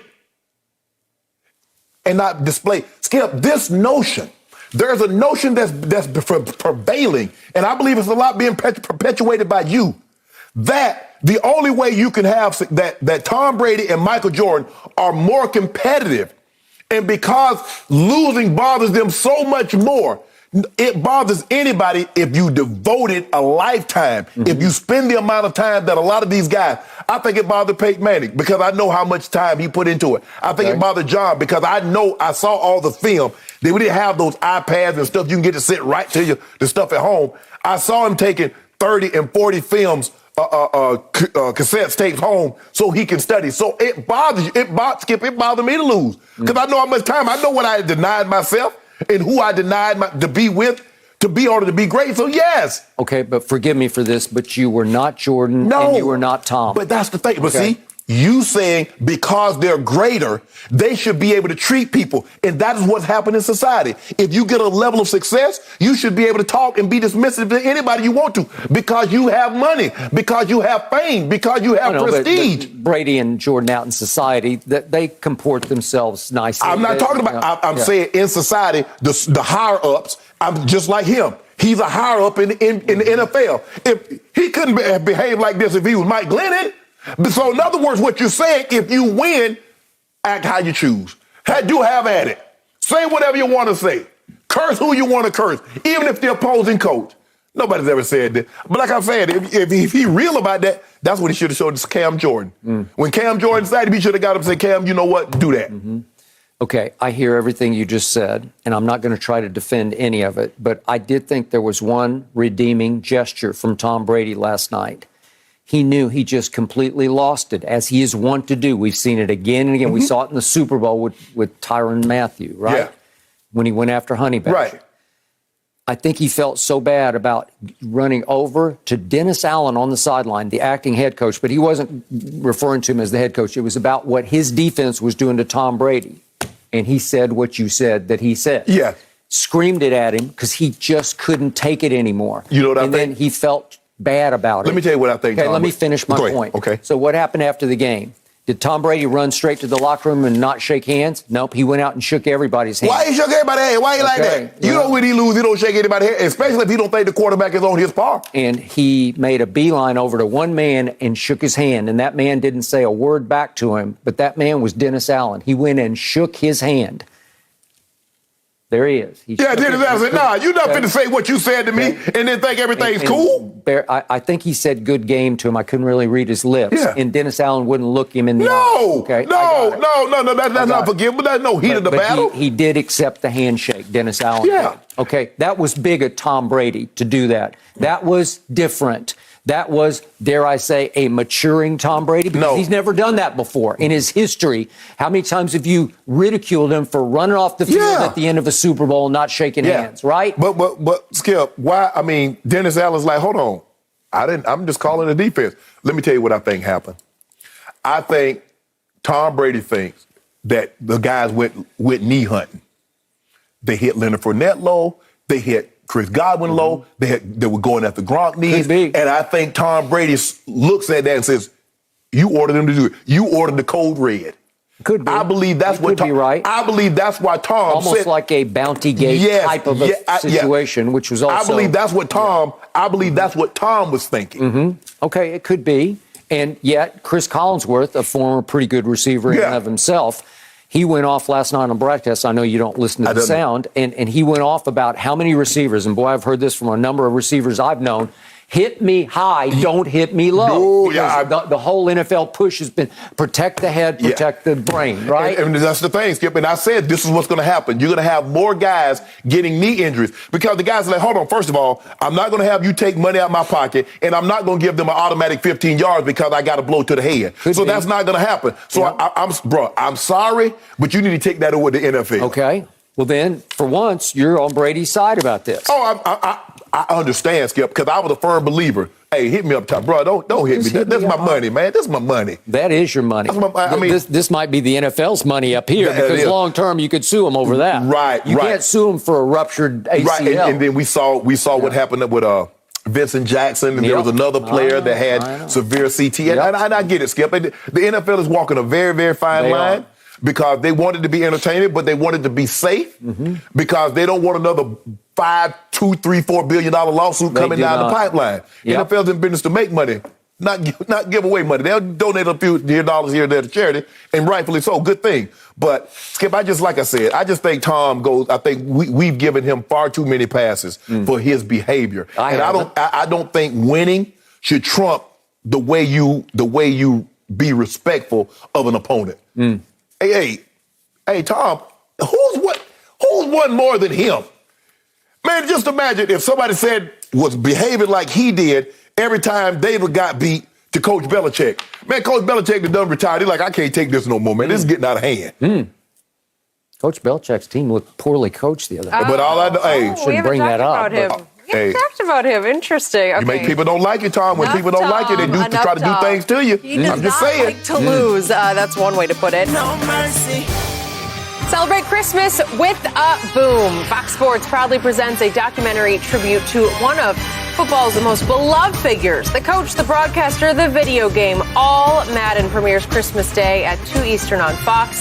The previews look incredible. I cannot wait for this. A couple days away at this point, guys. Well, the Dallas defense carried them to a 21-6 win over the division rival Giants and are now on the verge of clinching the division title. They've also jumped into the 2 seed in the NFC after losses by Tampa and Arizona yesterday, and I would not have predicted those losses. Shannon, how far can the Cowboys team go? As far as I can see right there. You thought I would say as far. You thought I was there. I'm looking right there. That's as far as I can see him going. Right there. Into your nose? Nah, that's as far as I can see him going. Into this table right here, Skip. Okay. Yeah, y'all done. First of all, y'all ain't winning a playoff game. I'm saying that. You're in a horrible division. You're 6-0 against the Eagles, Giants, Washington, Panthers, Falcons. 4-4 against everybody else. Now, the teams that you're 6-0 against, which of them? Everybody's on the outside looking in for a playoff. The Cowboys, look, I think they're going to be the 3 seed. Because if everybody wins out, you're going to be the 3 seed. Tampa will be the 2 seed because they beat you head-to-head. That being said. So, I'm going to say y'all could meet the 49ers for a round. They run you off the field. Run you off the field. We beat them with Andy Dalton last year. Be who? The 49ers. That was last year. You tell me all the time, what does that got to do with now? Every time I tell you something, what does that got to do with right now? Who playing better? 49ers or the Cowboys? Cowboys. It's all about defense. Defense wins championships. Nick Bosa, going to be comeback player of the year. 15 sacks, 8 in his last 6 games.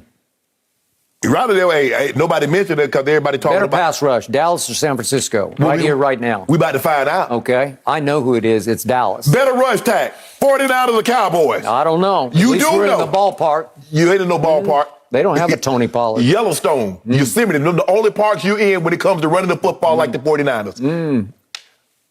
Your day coming.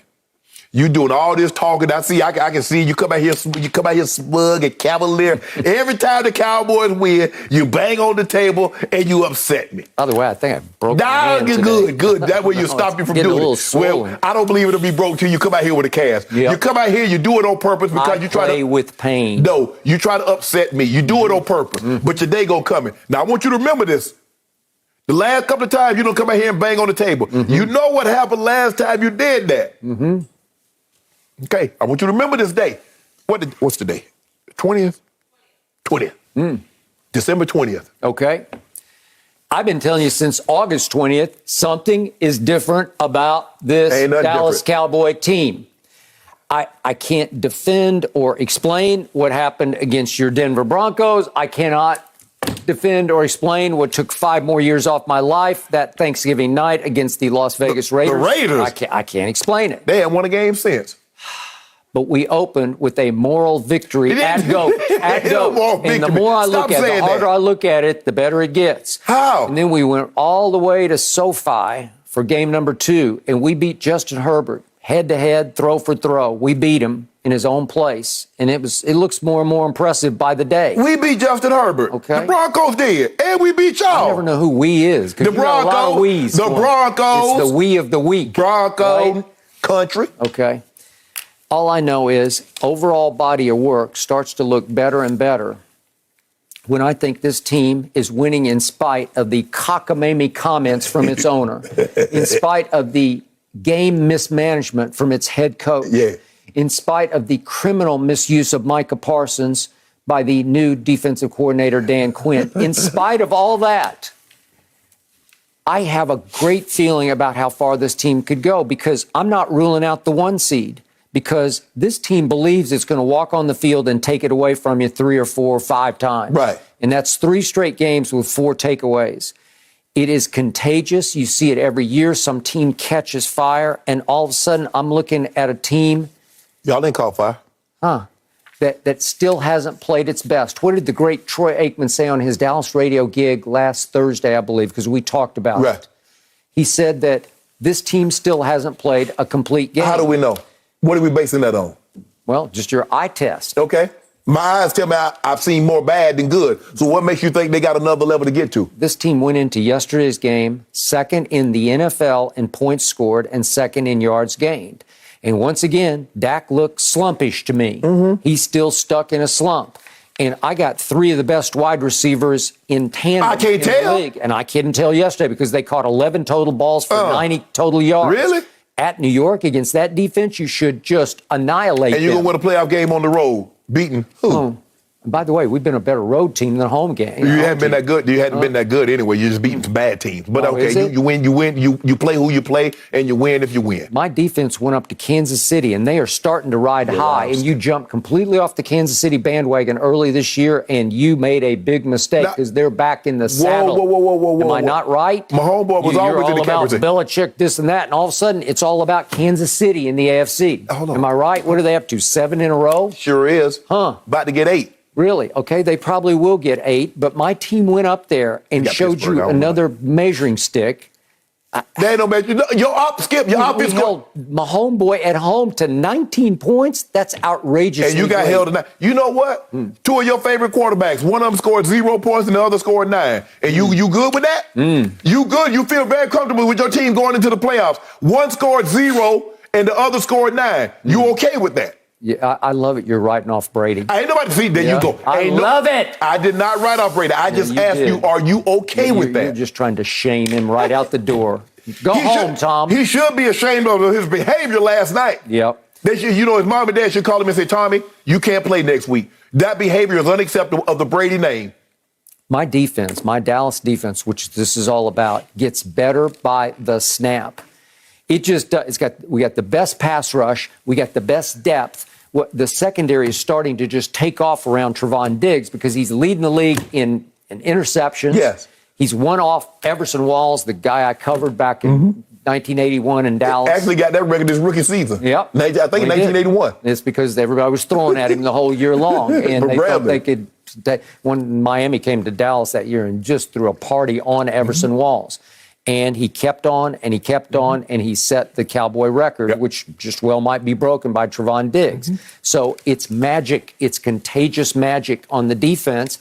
And my defense has become my offense. But you tell me, did you see Tony Pollard yesterday? That's like a meant to be for me because I was afraid he's gone for the year with the torn plantar fascia. Right. And he looked like Tony Pollard to me. He did. He looked good yesterday. I saw 6th and 7th year. He definitely has a burst that Zeke does not have at this stage of his career. When he hits the edge, it's just like gone. And to me, I now have a semblance of a running game I can trust, and it all falls back on number 4, the quarterback, who makes $75 million a year. And I believe that after all these 75-cent games that he's played, that one of these days, he's just going to snap right out of it. Has he not done this at a high level before? Did we not see it on opening Thursday night at Go? What has history shown you in Dak's career? He's up and down. Okay. That's what the history is. It ain't no get here and stays and levels off. It's up and down. That's what his career's been, Skip. I believe he's poised for takeoff. I believe they're going to catch more offensive fire and stay defensively hot over the last 3 games. They got Washington, then they got Arizona. I believe they'll win both those games. At Philly will be a battle, but I believe we will prevail on the road because we are a better road team. Well, I hope Kyler breaks out of that slump that he's in. All right. Well, meanwhile, you've got Baker Mayfield on Christmas Day. I'm talking about the Packers. You've got Minnesota on a Sunday night, January the 2nd. And I don't know, sometimes when you least expect it, Kirk Cousins gets hot. What you mean when you least expect it? You saw what he did in Minnesota to him? Yeah. You get hot. All right. Well, he can't. He always plays Green Bay tough. Okay. All right. One year he threw for 420-something on him. And guess who is coming to play now? Those Detroit Lions. And you got to go there on January the 9th. And maybe they'll have one last hurrah in them. That what you hoping for? Yep. So you pitted all your 3 shots. You pitted all your Christmas hopes on Detroit. I got 3 shots at you, and don't let the Dallas Cowboys get the number 1 seed, or you're going to be done. Skip, y'all had the number 1 seed before. Remember Aaron Rodgers went there and did that to you? So he did that. You're already conceding 10 cases of Diet Mountain Dew for the division. No, I bought out of that weeks ago. You didn't buy out yes, of it. I did. I didn't let you off the hook. Yes. I did not, because I'm a sore loser. I'm a sore winner. Yeah, I've given up on trying to moderate. That's how you are, though. I thought I said, Skip, I said, let me buy it right now for 5. You like, okay. I did not say that. Revisionist Shannon. I can't remember. Moving on. No mercy. Fox Bet Super 6 is giving everyone a chance to win a house this week. Scan the QR code, download the app, and enter your picks in the Christmas special contest. Then opt in to the house giveaway sweepstakes for your free chance to win a house. One lucky winner will be announced on Christmas Day during the Browns-Packers game on Fox. Well, how about this? After narrowly winning their first bout in August, Jake Paul left no doubt with a big win over Tyron Woodley Saturday night. Paul landed a wild knockout blow. 6th round, it sent Woodley falling straight to the mat. Out cold. Shannon, everyone was talking about this fight over the weekend. Cold cockpit. Put him to sleep. Is Jake Paul real or a fraud? I mean, I can't even Dropped ask him on anymore. his face. Skip, first of all, Jake Paul is a celebrity boxer. He's not a professional boxer. He's carved out a nice little niche for himself, and he should continue along this path. Fight guys that are not boxers by trade. They're basketball players or maybe a football player, or he's fighting Tyron Woodley that fall in a totally different discipline than what the skill of the sport of boxing is. Give him credit. I don't knock the man's hustle. It's very entertaining, but it's not professional boxing. If he fought a boxer by trade, it would not go well, especially a boxer his size. Now, maybe if he fought a smaller, somebody in the 130, 135 class, even maybe up to 147. But if he fought somebody his size, Skip, it wouldn't go well. And he keeps calling out Canelo. He does. You know good and well. Well, he came on our show and called out Canelo. What did he say? My ultimate goal is I want Canelo. Yeah, maybe when Canelo gets 50.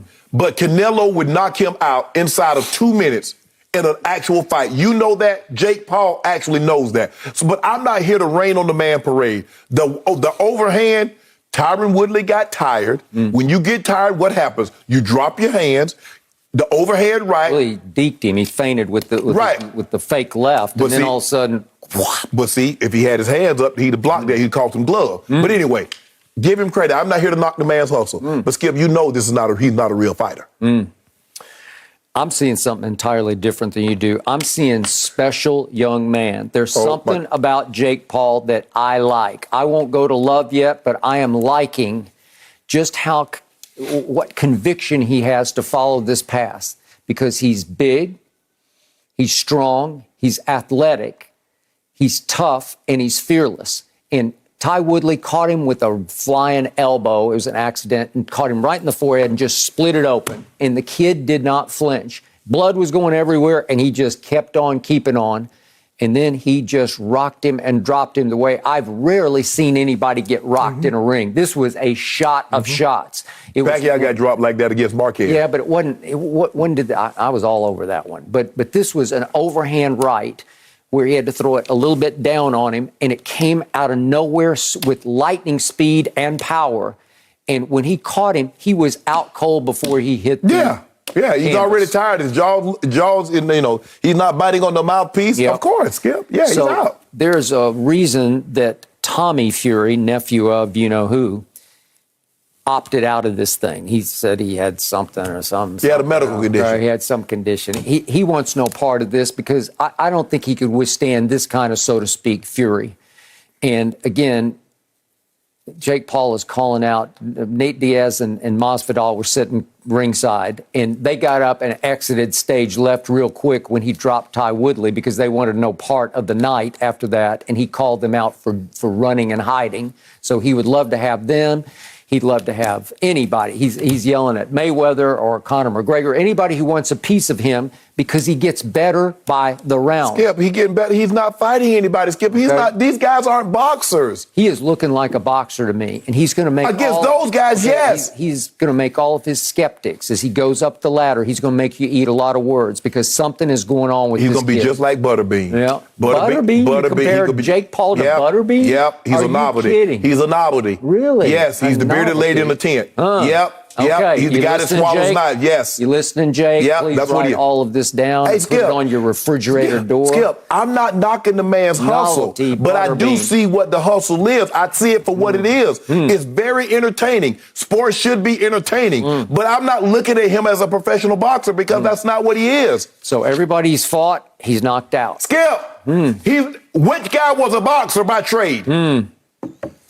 He said people didn't understand my movement. They thought I was just making a mockery of the sport. Now they understand. Well, somebody across from me does not understand. I sure don't. Because, hey, Skip, they're like, fight Charlo. That's all you do. Go fight Charlo. Get one of the Charlo brothers. Okay, good. Let's do it.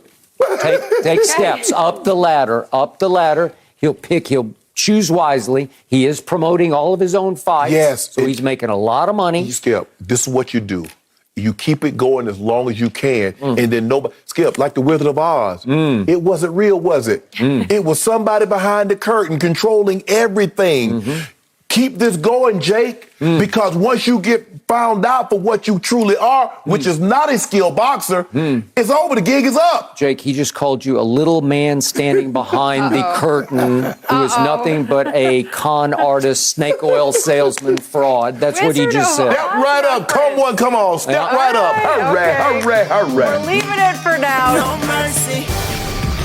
Some of TB12's MVP buzz started to fizzle last night as he was sacked 4 times and turned the ball over twice during his first shutout loss in 15 years. And meanwhile, Aaron Rodgers' big win over the Ravens has put the reigning MVP right back in the mix to win the award for the second year in a row. So, Shannon, did Rodgers pass Brady for MVP yesterday? I believe he did.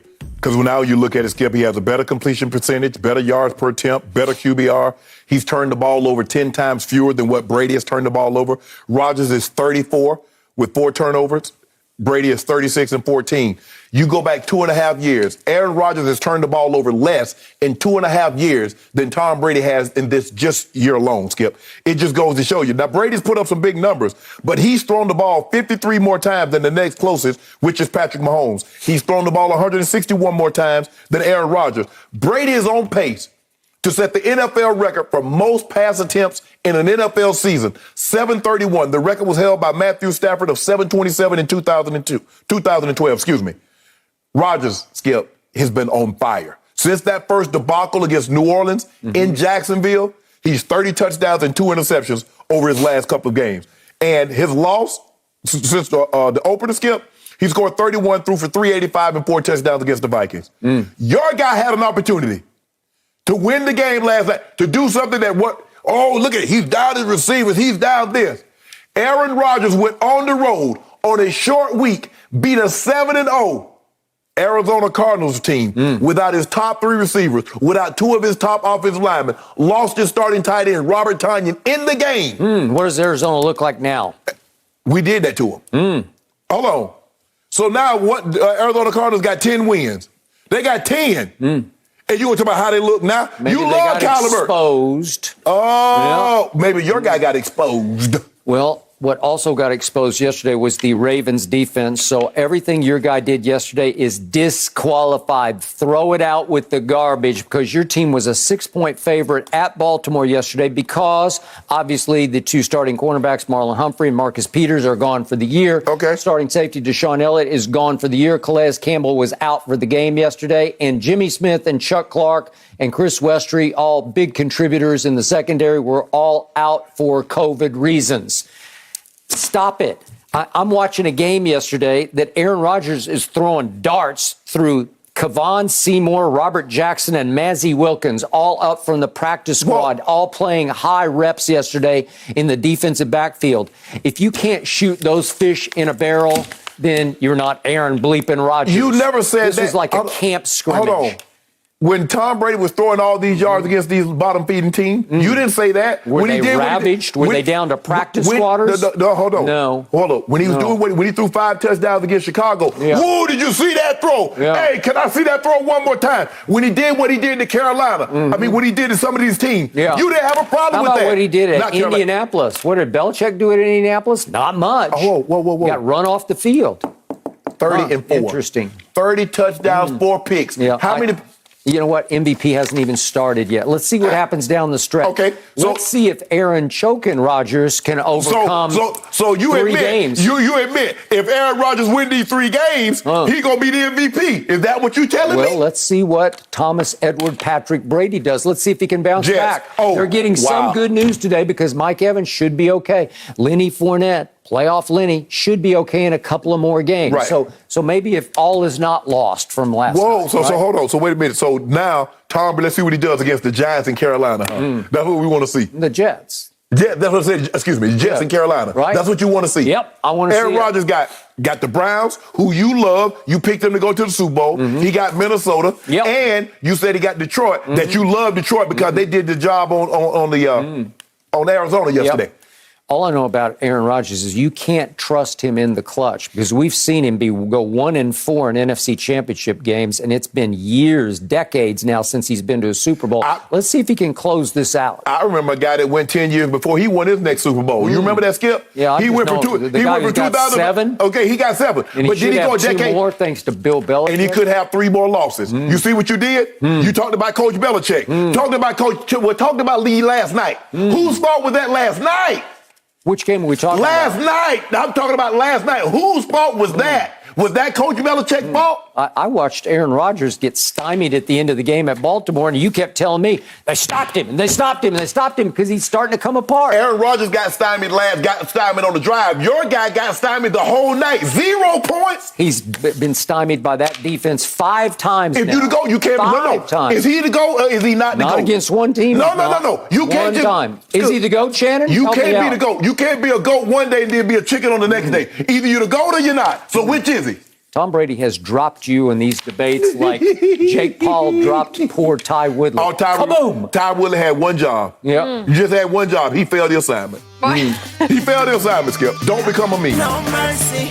Antonio Brown is cleared to return from his 3-game suspension today, and our own Jay Glazer indicated yesterday that the Bucs are ready to welcome him back. There was some speculation that Tampa could cut bait with the receiver, but especially after a game where Brady lost multiple offensive playmakers to injury, it may have come to this. So, Shannon, can AB save the Bucs? Why would you need that? You got Tom Brady. You got the GOAT. Why would you need somebody to save Tom Brady's legacy, Tom Brady's career, Tom Brady's season? Deep threat the whole year. Okay, and you got the GOAT. You tell me if LeBron is the GOAT, he doesn't need anybody. Some straight hate over there. I'm just, your Brady hate has bubbled over. I'm just asking you a simple question. You got Cam, you got the Carolina, you got Cam, who's been looking terrible. You got Zach Wilson, who's been looking terrible, and you got Cam again. And you really got AB back. It's win or else for Psycho Tom. Here he comes. There they go. And he is going to be the savior. I'm just why does the GOAT need a guy like AB? Yeah. To save his legacy. His favorite. All for Undisputed. We're back. Same time tomorrow morning. You in trouble. You know it, too. Have a good one.